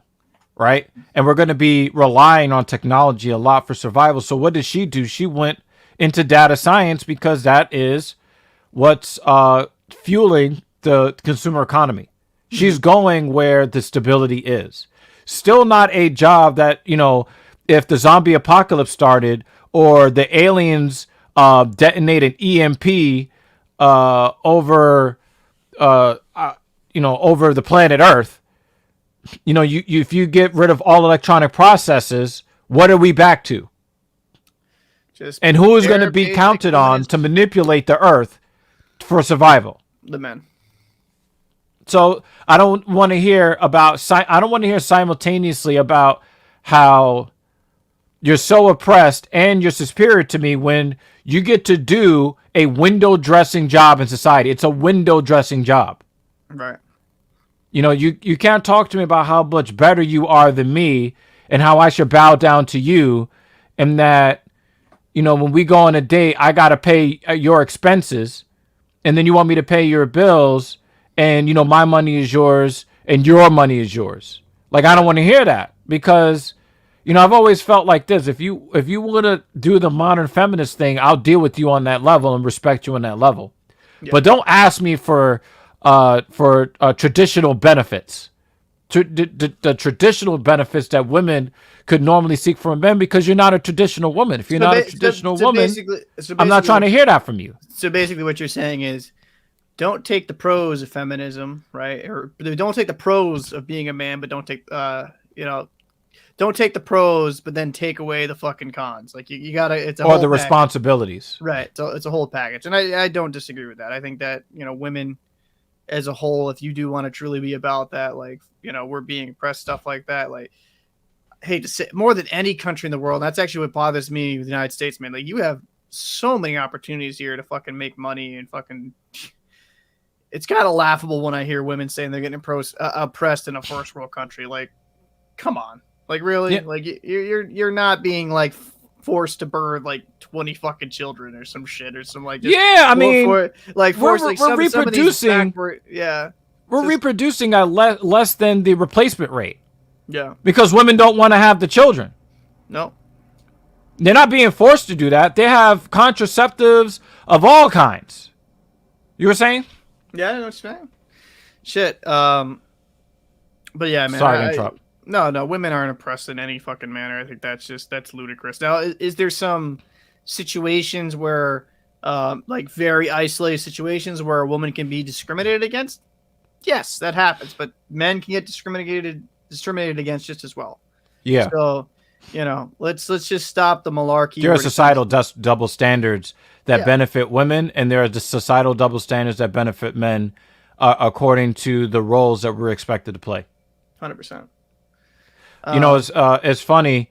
I want to toy with this idea from Blind Bat that divorce didn't have anything to do with Epstein. It's just an excuse. That's all that is. I think that's a really interesting premise. I'm going to start with this. I'm going to give my thoughts on this first. I do believe that when you look at, I'm not going to downplay the gravity of how society feels about men and women that deal with humans that are under the age of 18. Like, I understand that. I agree with it, the whole nine, but that's not really the point. The thing that gets me is when you look at the timeline, him meeting Epstein in 2011, and she is expressing discomfort about that in 2013. That's 2 years. She goes looking for divorce options in 2019. That's another 6 years. Mm-hmm. I could kind of see where somebody might look at that and say, well, Bill wanted to give away his money. Maybe Melinda wants to live more of the high life, maybe. Right. She found her reason. It's kind of like when something big happens at a company, and then the employees that already wanted to leave, then they leave. Did you hear about the whole thing with that one? I think it was Coinbase. Coinbase, they moved to ban all political discussions on official channels, which I don't think that is an unreasonable thing, because if you're on a company Slack, you should be talking about what that company is supposed to be doing rather than any kind of a political movement. And I don't care if it's a political movement that I support or that I despise. You really shouldn't be talking about that shit on official channels, right? Right. But they gave the people the opportunity to say, hey, if you've been here longer than X amount of years, we'll give you 6 months pay, severance, like that, no questions asked. And they said that, they tried to make it seem like, oh my God, this significant portion of people want their right to talk about politics. So they left. No, I'm thinking that some of those people, they don't give a fuck about whether or not they could talk about politics on the company Slack or the company email server. I think some of those people wanted to leave anyway, saw an opportunity to get 6 months of pay without having to do the work, and then say, well, I'll just go to some other company, take this half a year pay, and then stack that money on top of that money. You get what I mean? Like, they're trying to make it seem like it was about their rights of free speech, but those people wanted to leave anyway. No, well, and like, as for the Coinbase thing, I don't think politics should be necessarily like, just keep shit to yourself, and a lot of, like, especially when it's business dealings, right? There's a proper place for certain type of conversations. But Coinbase wasn't even saying that. Coinbase didn't say that they couldn't talk politics at work. They said they just couldn't use official channels. So if they wanted to have a group discussion, they could still do that at work. I'm just saying, just a personal standpoint, I just think, like, with coworkers and, like, dude, it's no one's business. If I'm a friend of you, I'll have a conversation, or if we're more in a political atmosphere. On the side, out of earshot. Yeah. I just don't believe in that. Now, as for the Gates thing, do I think Epstein was the sole reason for this divorce? No. Obviously, the marriage was on the rocks. Obviously, there was underlying issues that were not being resolved. So does she look like she bent over for Bill anytime in the last 20 years? No. Well, and I think there's a lot of other underlying issues, but what I do believe is it could have been a contributing factor. You know what? Fucking enough is enough. Fuck this shit. That's my point. I'm not saying it's the sole reason, because that'd be fucking foolish, but I think it could have been like one of the things that, like, finally broke the camel's back. Like, you know what? fuck this dude. Like, legitimately ain't working out. Now you're fucking hanging out with somebody I told you not to do, and it's like a fucking pedophile or some weird shit. Like, I don't know how her mind works. I don't know what she truly feels. We'll never probably find out how everything truly went down. I don't think Epstein was like the cause, but I think it was one of those things where it was like the last like fucking straw that finally broke. It's like, fuck this. Let's get divorced. Let's just go through it finally.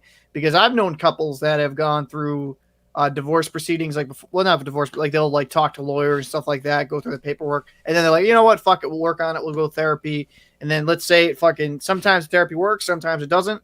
So then like a few years down the line, they just say, you know what, it's just not working, let's just mutually part ways. Right. So there's just so much minutia in this that you'll never know the exact cause of this divorce. Who knows? Maybe Melinda could have been abusive. Bill could have been abusive. Probably not. But I'm just saying. He is a beta of. He is the richest. He's probably one of the richest betas in world history. But there's just so much stuff we don't know and we'll never know. And I think the Epstein definitely wasn't the cause, but probably was like final. Like, you know what?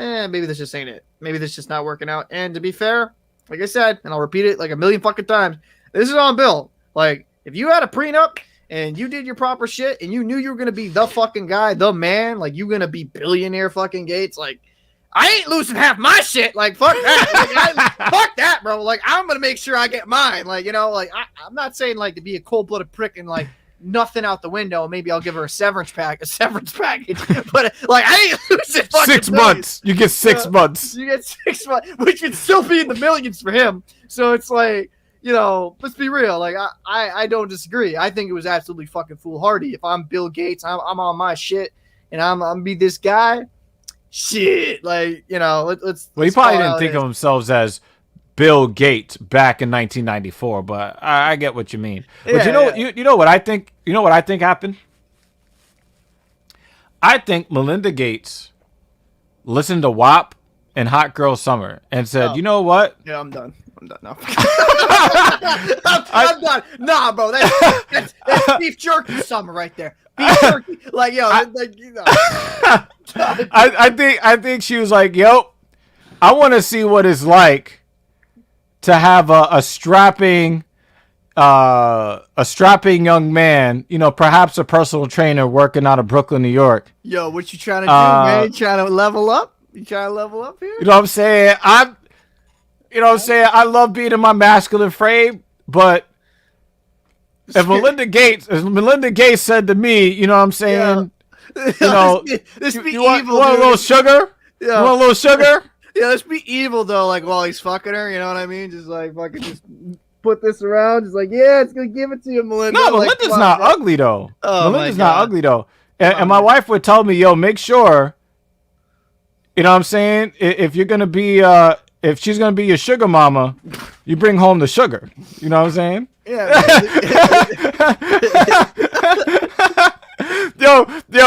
Yo, she literally just opened the door to the office just now. It was just like, damn right. You know what I'm saying? As long as, Melinda, I'm talking to you, Melinda.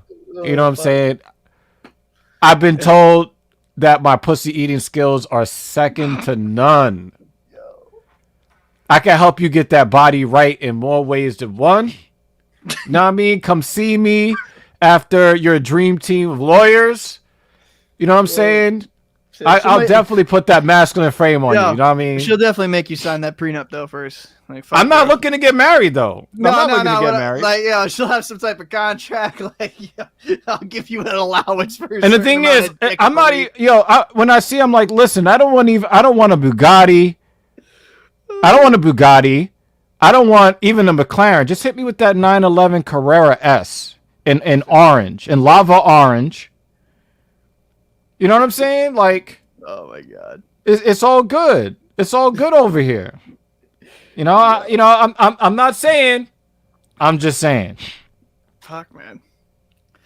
Because I know that she got some dust on the nether regions. I mean, think about it. I hate you right now. I mean, she hasn't got any P from her ex since XP. Yeah. Yeah, that took a second. Look at that, like, fucking goes back to our conversation with Nobody been in her window since '95. Yeah.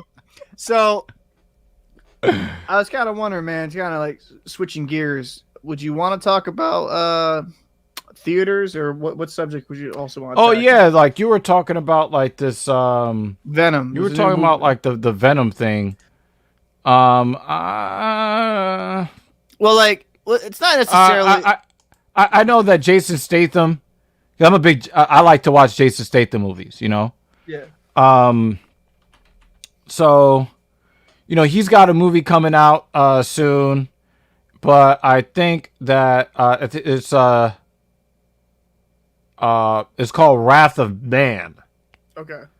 And so, like, I really wanted to see that, but they're like, yo, it's in theaters. And I'm like, fuck out of here. I'm not going to no goddamn theater. Fuck you. I'll wait until HBO Max gets that shit, which I think, you know, when I heard that they were going to start releasing brand new movies on streaming that I'm already paying for, I was going to say sign me up, but I've already been signed up. Yeah. You know, I need another violent flick from Jason Statham. Yeah. I need that in my life. So, and I think this with the theaters, because I saw the Venom and the trailer, and I watched the first one. Wasn't too bad. It was like, I'd probably give it like a B-. I don't watch trailers. Yeah, like, well, yeah, because most trailers fucking aren't necessarily indicative of the movie, but No, it's not that. It's that I don't want. I want to be surprised. Yeah. I don't want to hear shit. I don't want to hear anybody's opinion. I'm like la la la la la la la. I can't hear you. La la la la la. Don't care about your opinion. Shut the fuck up. La la la. Yeah, but I thought the movie was shut the fuck up. So, like, I think the movie was like the first. Shut the one fuck up. wasn't too bad. But then I saw the trailer. Then I saw like, oh, it's only available in theaters, which we both know that a lot of these movies have been coming like directly to HBO Max or another streaming service, which I think this is where I wanted to base the conversation on. Not necessarily about Venom the movie, but just what do you think really is the future with the theaters, right? Because I think the pandemic proved more than anything you don't really need them, right? And how long are these movie companies going to be beholden to releasing it in theaters and then having like waiting like 6 weeks to release it on a streaming service? You know, like, because it's such a I don't know. I know a lot of people like the theater experience. I know some pretty big movie buffs that just love kind of like sitting in the seat, you know, maybe getting the popcorn, maybe having the surround sound system in there, a big screen, kind of just enjoying the experience. Somebody getting a fight with in another row. Oh, exactly, right. Nothing more New York. But I think as a whole, those type of people are more of the old ways, right? I think those guys. I think it's just going out of style because personally, this is my opinion. I didn't like going to the movie theater. I wasn't a big fan of the shit. Like, I'm not like, I don't want to be paying fucking $10 for popcorn that costs $2. I don't want to be paying like $6.50 for a soda. That's how I know you're white. You know how I know you white? What's that? Because you don't sneak fucking snacks into the No, theater. dude, that's what I did, bro. Are you kidding me? I'm saying, like, you look at the prices and then you take, like, yo, like, just, you're like, girls, put that shit in your purse. We're going to go inside. We're going to have some, dude, it was so funny. Quick story. Funny, like, in Warwick, and I had to be, like, 15 at the time, bro. Like, I was walking with, like, pockets full of candy that you could hear swishing while I'm walking by. They don't give a fuck. They just don't care. So, but... You know, for me, like, I fully enjoy it being home. You should have told them that was my big ass dick. You know, I think I said something of that manner when I was 15 and stupid. So I think like I guess I'm an old man and stupid.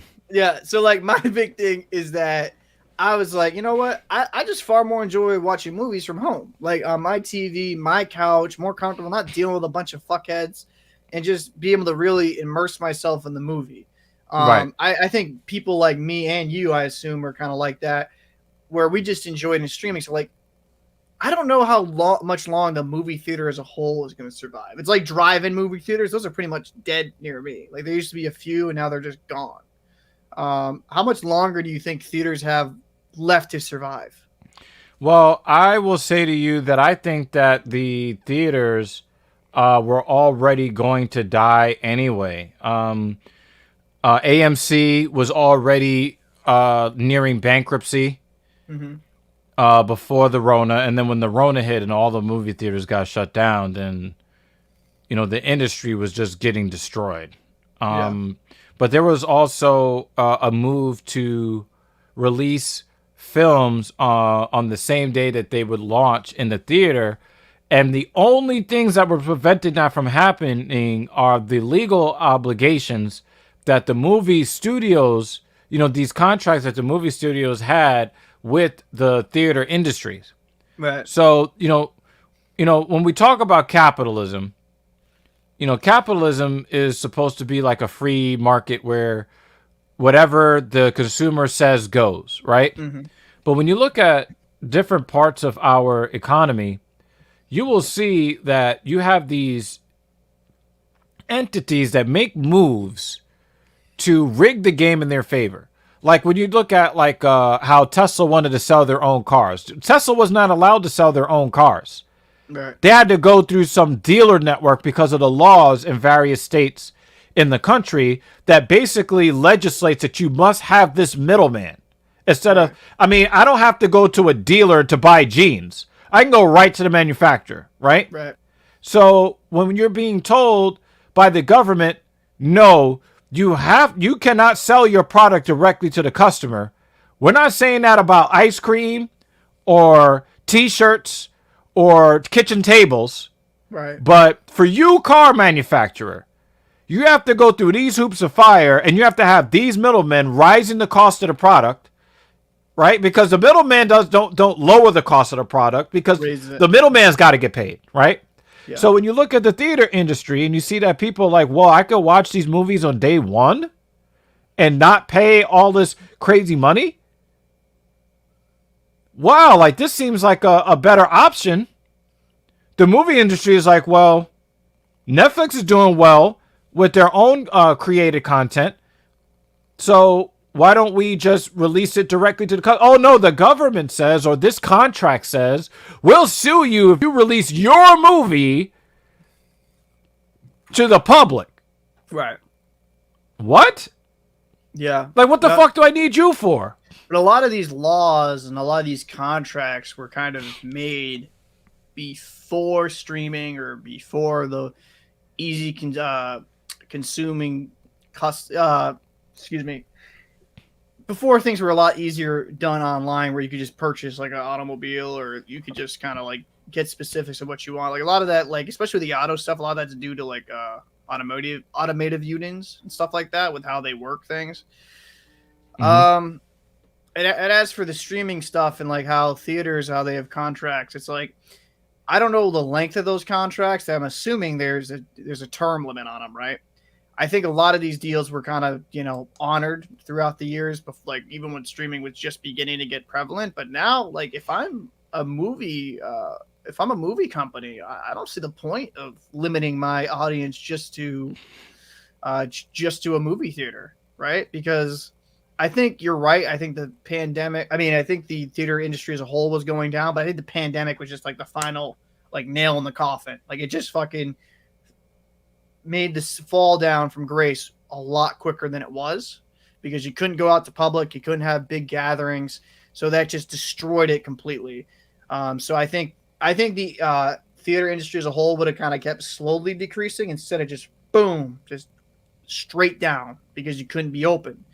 Like I said, if I'm a movie company that makes these movies and like spends millions upon millions of dollars for these actors, the sets, the everything of the scripts, sound, why do I want to deal with a middleman where I can just send this to my consumers on a streaming service that I know millions upon millions of people are going to watch it? Like how many movies have we seen that are awful movies, absolutely terrible movies, get a revival due to like a Netflix, right? Like they get this niche following that you wouldn't gainer right in the 1980s or something like that. And like, you get even more than that too, because if you get people too that are just like, well, this is on there, I might not have paid to see this in the theater. Hey, let me just put this on because I'm bored. There's nothing else. Exactly. And then you get another fan that way. Exactly. Like, let me check this out. And that leads to more merchandise sold, or, You know, it helps. I think it helps movie companies far more. Some people might argue like, well, how can you necessarily how would the dollar amount equal like to in theaters, you know what I mean, box office sales to like streams? But I think with how further along we get with streaming and how much they can make revenue off it, like you have subscription services, they run ads through it. Like I think these they're not hurting, right? Like they don't need these theaters. They don't need to go back these antiquated ways, because a lot of people like myself and like you just want to fucking pop on a movie and enjoy it. I know with Netflix, with my subscription, like you said, there were some movies I've never even fucking heard of on that service. I'll watch and I go, oh, that's pretty fucking good. Whereas like I'm not gonna pay like, I don't know, usually like $12 now or something like that. I'm not gonna pay $12 and watch a movie I don't know it's gonna be good. Right. You know? Yeah, I mean, I don't know if I want to pay 12. I mean, it's probably $12 in Rhode Island. It's more like 15 or 20 here in New York.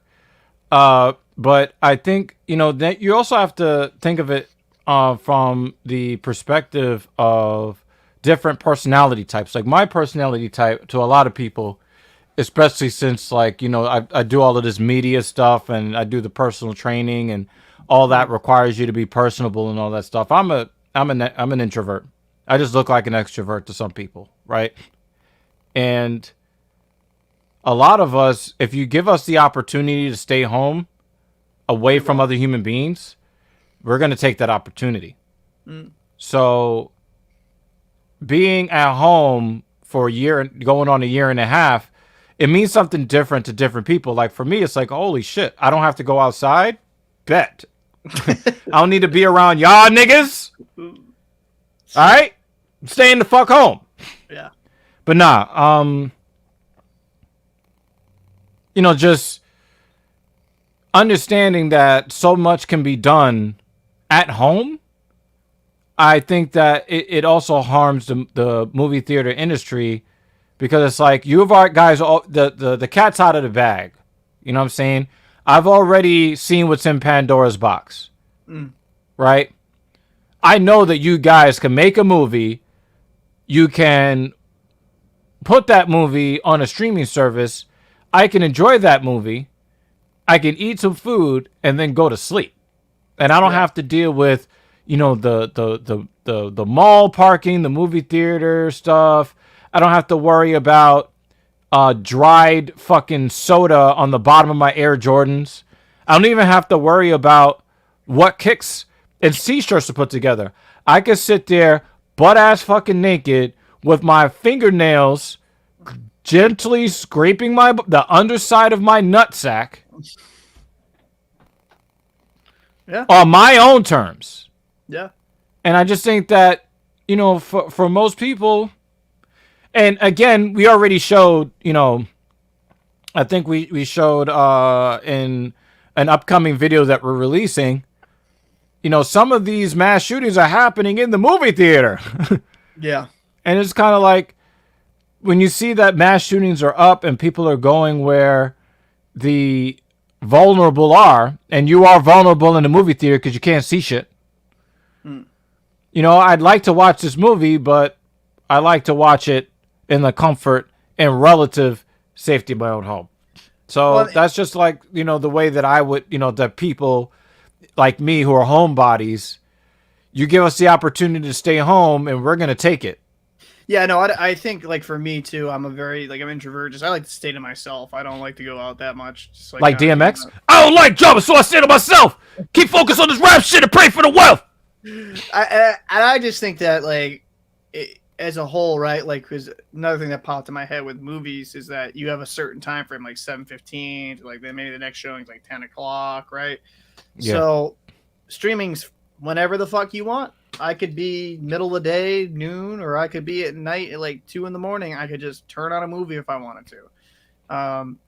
So it's gonna be interesting. The movie starts when you want it to.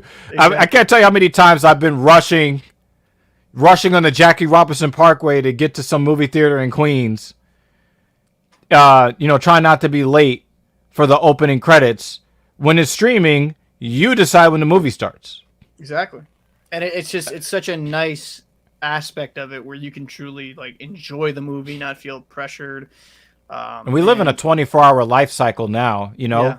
Things need to be more on our schedule and less on other schedules. You know what I mean? Yeah. But I think that some people like I have to be there at such and such time, and then I get to experience this with this random person, and I get to link with other people. Maybe it's one of those things that's kind of one of the unseen threads Yeah. to kind of holding society together, you know, going to public events together and bonding over shared experiences and interests. And that's a very valid counterpoint. I know, like I said, I know some few people that are very big movie buffs. Buddy of mine, Gio, buddy of mine, John. They're big into that. Like when the Godzilla versus King Kong movie happened, like they had to go in theaters. They had to watch it live. And I had to go into my bedroom. yeah, and I think it's one of those things that you know, it's there is for some people that enjoy that experience, there's no way to recapture that with the streaming thing. So I understand it. I just think you're probably going to see far less movie theaters, more closed down, maybe just I don't know how many are in Queens or in New York, for example, but maybe even like a fourth of what there is now will probably remain, because there's always going to be that niche group of people that really do enjoy that experience. If they really enjoy it, they'll travel to do it. Right. So, but as a whole, I think we're finally seeing the death of theaters, and you know, like the Venom movie, for example. I'm not gonna go to a movie to watch that shit. I'll just wait till it comes on streaming services. Like I'm not, you know what I mean? Like I'm not that sweating about it. Yeah, especially since let me know if this makes any sense to you, whether you agree with it or not. Do you think that this year plus lockdown, almost a year and a half now, do you think that has created a little bit of a patience? Because before everything had to be like now, right now, right now, right now, right now. And the lockdown forced people to delay gratification. Do you think that with the movie theater industry, one of the things that may continue to hurt them is that after this initial rush of people just dying to be social, that it's going to taper off and people are going to say, you know what? This is going to be on HBO Max or Netflix or any of these other streaming services and I'm already paying for. Yeah. Maybe I should probably think about holding off until it goes to streaming a year or two from now after things get back to normal. Well, yeah, I think in some cases it's made you feel more patience, right? Like I'm a big sports guy, so like it sucked when there was no sports playing, and then like you know you had bubbles in certain sports, and it made you more appreciate it when it was playing or when things were happening. I got a controversial take on that, so we'll go into that. But I think like so for me, it gives you a little bit more patience regard because you find like you know maybe this ain't that big of a like you know I'll just wait a little bit to see a good product.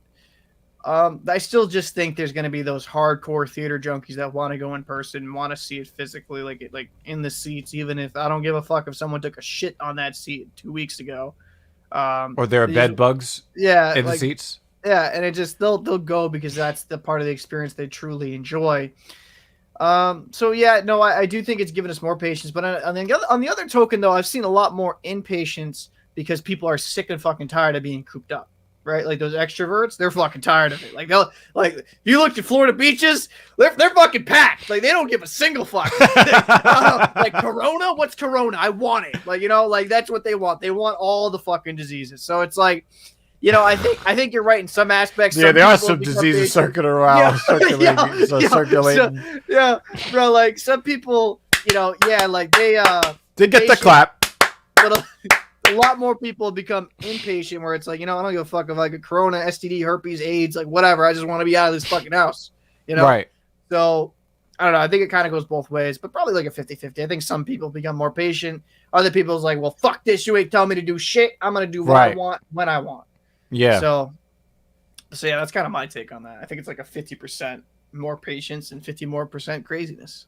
Right, but that's why I was saying, you know, after the initial rush, because I think that people, like I was out in Soho yesterday, and I was shocked The weather wasn't good. I mean, I was out there, so I guess you can put me in that group. Yeah,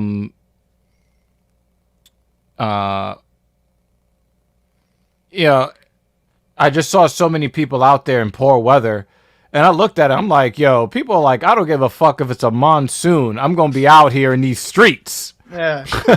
Especially the people that have been twice vaccinated already. Yeah. They're not trying to hear a motherfucking thing. Yeah. No, they're not, because they want to start back, and I respect it, because like I'm one of those people, like I don't think you can stay cooped up for the rest of your fucking life, right? I can. Yeah, but like I understand why people can get out, need to get out, need to take walks, need to just fucking socialize a bit. So I understand it. There's a human element to, I sympathize with it. Yeah. But yeah, I just think that I do think that it's just going to be very interesting to see how many other industries are going to be in totality affected by this new. You think this is going to be a new standard, like just more, less physical in person type events? Like, do you think concerts will get affected by this? No, I don't think so at all. No. I think concerts are very, very different. To see a live event live, that's why sports events, concerts, I think they're different. Because you cannot replicate that live experience. But when you're talking about the movie theater industry, it's obviously something that was pre-recorded already, and that you can get it on any medium you want. Mm. Here's a question. This is by my boy Fajardo. He says, "What do you guys think would be more beneficial to society as a whole? Experiencing things just at home, or experiencing things with social interactions?" That's a really, really good thing. The first thoughts that come to me are the fact that every time we've created more roadways or more parking spaces, they get more crowded because people will just do more moving. I do think that if there is a healthy medium between more stuff that could be done at home, I think that people will be more judicious about what they go outside and do. And those outside activities may end up being more fun, because if I had something to do and I did it at home, then it's more space for the person that wanted to be in person for it. There's more space for them to enjoy themselves with that. Like, could you imagine if every American home had a pool? And it got hot in the summertime, where everybody be trying to cram up in the same pool and pissing and shitting on the rando next to them? Maybe, if you're into that type of shit. You never know. Maybe if you're into that type of shit, but most people aren't. Yeah. If you give people more choice, I feel like that is real freedom. Is to give them the choice to do things with other people or to do them alone, but still have access to a measure of enjoyment regardless. See, I think it comes down to balance, right? So, like, the question is, like, what's more beneficial society as a whole? I think it comes down to balancing it, right? I do think certain things you need to kind of be able to enjoy with other people. Like, for example, a hockey game or some, like, live sports event or concert. Like, you can kind of feed off that energy. But certain things like movies, maybe this is my own personal take on it, I don't necessarily need to feel the crowd to truly enjoy that. So I think it just kind of goes down to the event itself. I think different people have different needs. Some people like to just be at home and just do, that's all they want to do. But other people do need that social interaction with a stranger that they don't necessarily even know. So I think it comes down to more, what is that individual person's need on that? Like, do they need interaction? Do they feel like they're going to get depressed? Because I know a lot of extroverts that have been kind of depressed because they've not been able to kind of like feed off the energy of people. And then I know a lot of introverts, like, kind of like you and myself, like, oh, fuck yeah, I don't got to go outside today. I can walk around butt ass naked in this house. Let's go. Like, that's just depends, honestly. I think that just depends on the person. And I appreciate the you stopping by, Fajardo.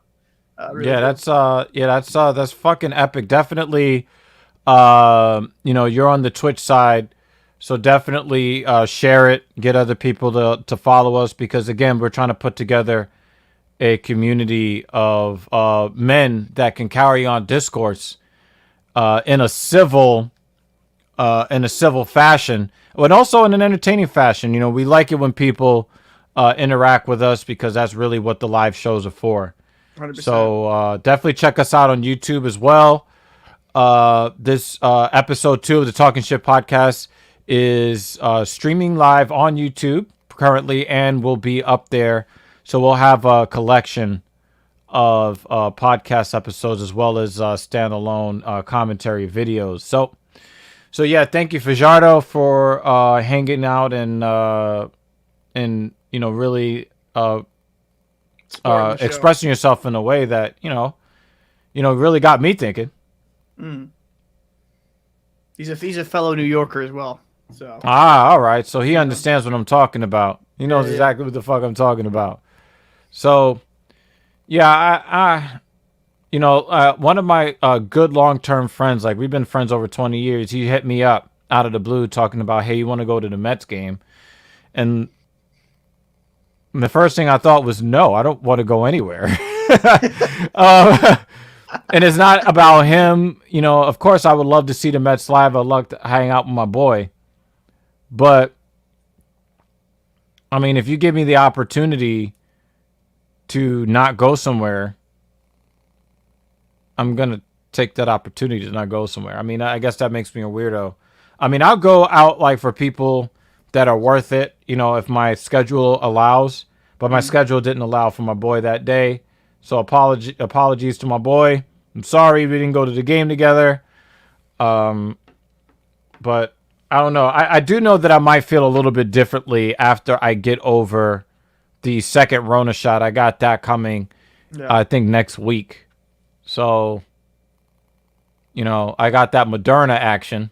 shit, I still got to get my first one. So Yeah, but tell the audience what it was like when you got the Rona. man, it was actually kind of weird. So like I was working at the time, and I was like cleaning out ballast tanks, like demucking them, like muck and all this stuff, because they were making like a clean ballast system on these barges.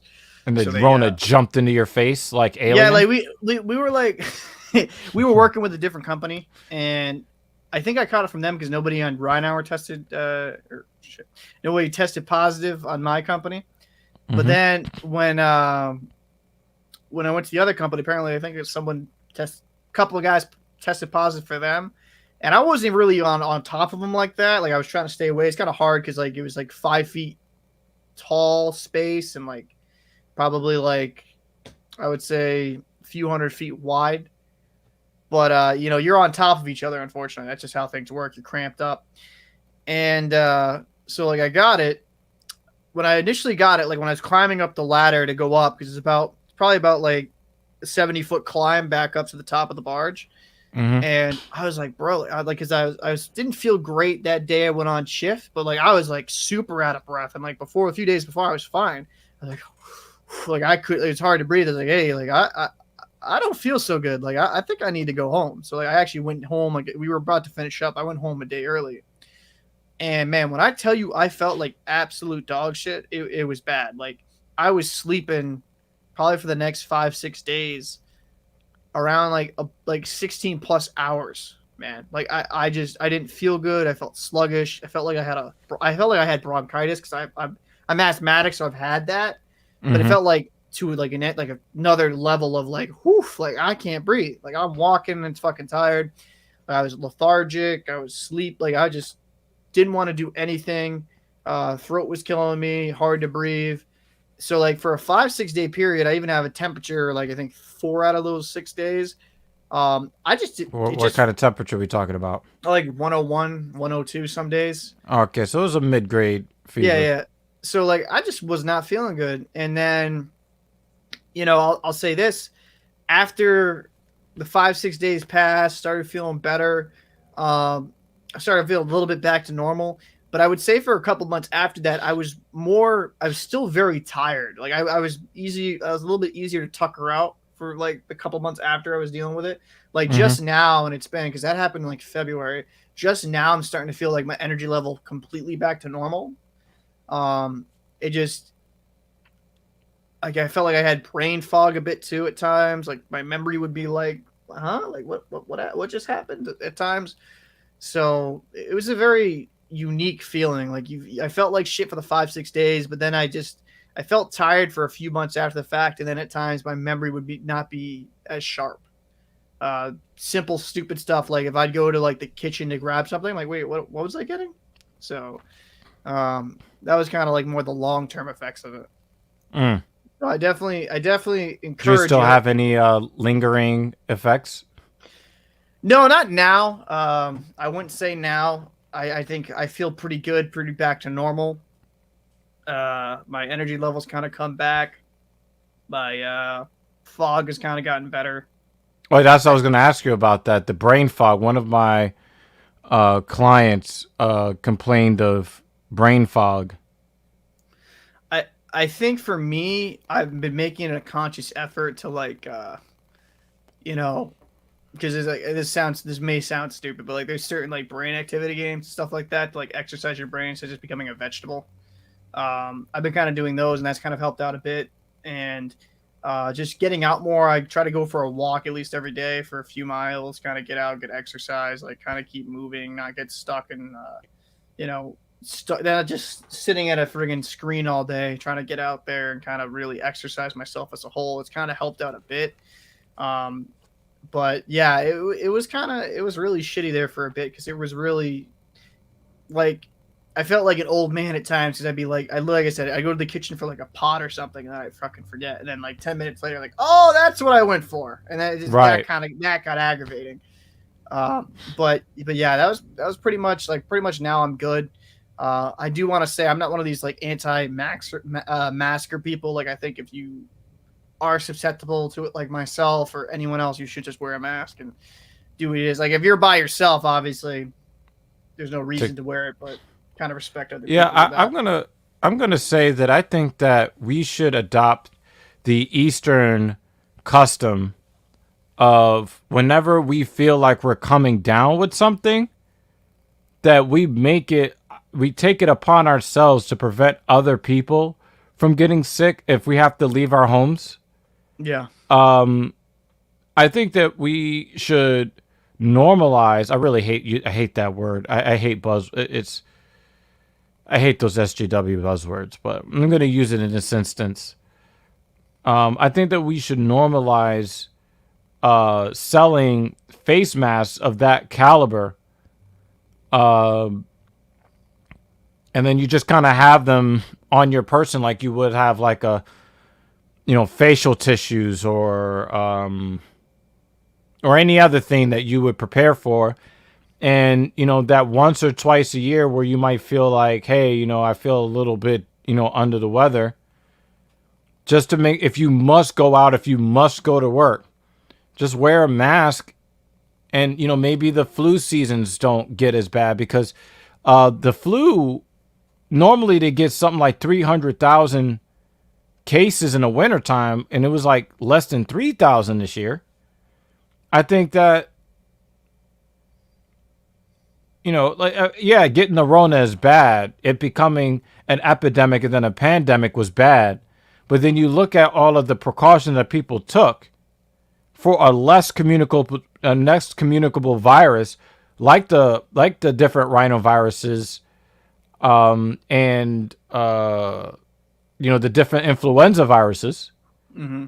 And you see like drastically reduced rates of illness from these microbes. I mean, how much does it hurt to think about somebody other than yourself? Well, and I think the big thing though is that some people have said this, and I think this is a kind of a falsehood. Saying, "Oh, well, it's like they're just saying that the flu's COVID cases now." You know what I mean? Like they're saying, like, that's why the numbers are down. Correct me if I'm wrong. You have to have a proven positive COVID test for that to go into that statistic, correct? Like for them to like label it as a COVID case, because some people that are I would say detractors of the mask say like, oh well, they're just the flu, they're just calling the flu COVID. That's not necessarily how that works. Yeah, and those symptoms are different too. Yeah, but unfortunately you have certain people that just have They're stupid. They're stupid people. Yeah, they're just stubborn and they have their own way of thinking. I put it that way. I just think that they're stupid, and they love how stupid they are, and they cherish their stupidity. So they are going to hold on to it, and they will try to rationalize the irrational. And I'm tired of talking about them or talking to them. Like, if you're that fucking dumb, where you're going to make an insinuation based upon some rando you saw on YouTube and ignore all of the fucking statistics that are out there. The scientific evidence. Yeah, like there's so much scientific evidence that actually makes sense to the layperson. If somebody explains it to you like you're 5, it makes a lot of sense. But hey, there was this conspiracy on the dark side of the moon with the Decepticons. Fuck out of here. I'm not trying to hear you. Shut the fuck up. I've heard some people say like 5G is going to be put on our bloodstream. Asinine shit. Like I think the one. Did you say 5G was put in your blunts? Bloodstream. Like I'm about to say, you're about to say, damn, like you can connect it on a whole different. That's some high speed weed, son. Yeah, but the one thing I'll say about getting COVID, because like before when I was younger, I played hockey, so it didn't matter what the fuck I put in my body. But well, it did matter, but just didn't see the benefit, the effects of it. Is that it kind of made me try to be more conscientious. Like I've lost, because I gained some weight in COVID. I've lost about 27 pounds at this point, trying to get down weight. Like it made me be like, you know what, man? Like I'm trying to get up.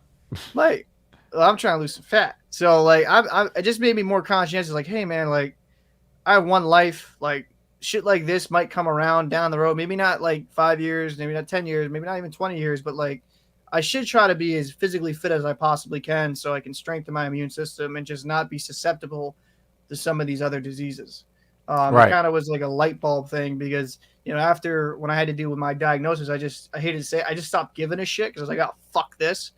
But it kind of like because like before I like certain things I ate, I couldn't keep down when I was going through it.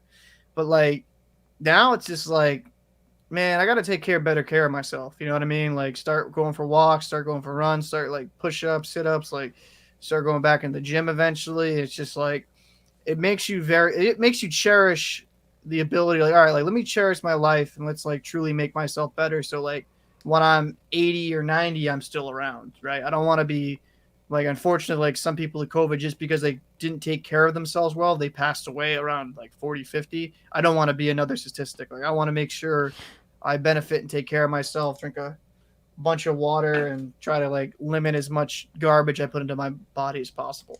So I think that'd be like the benefit through COVID.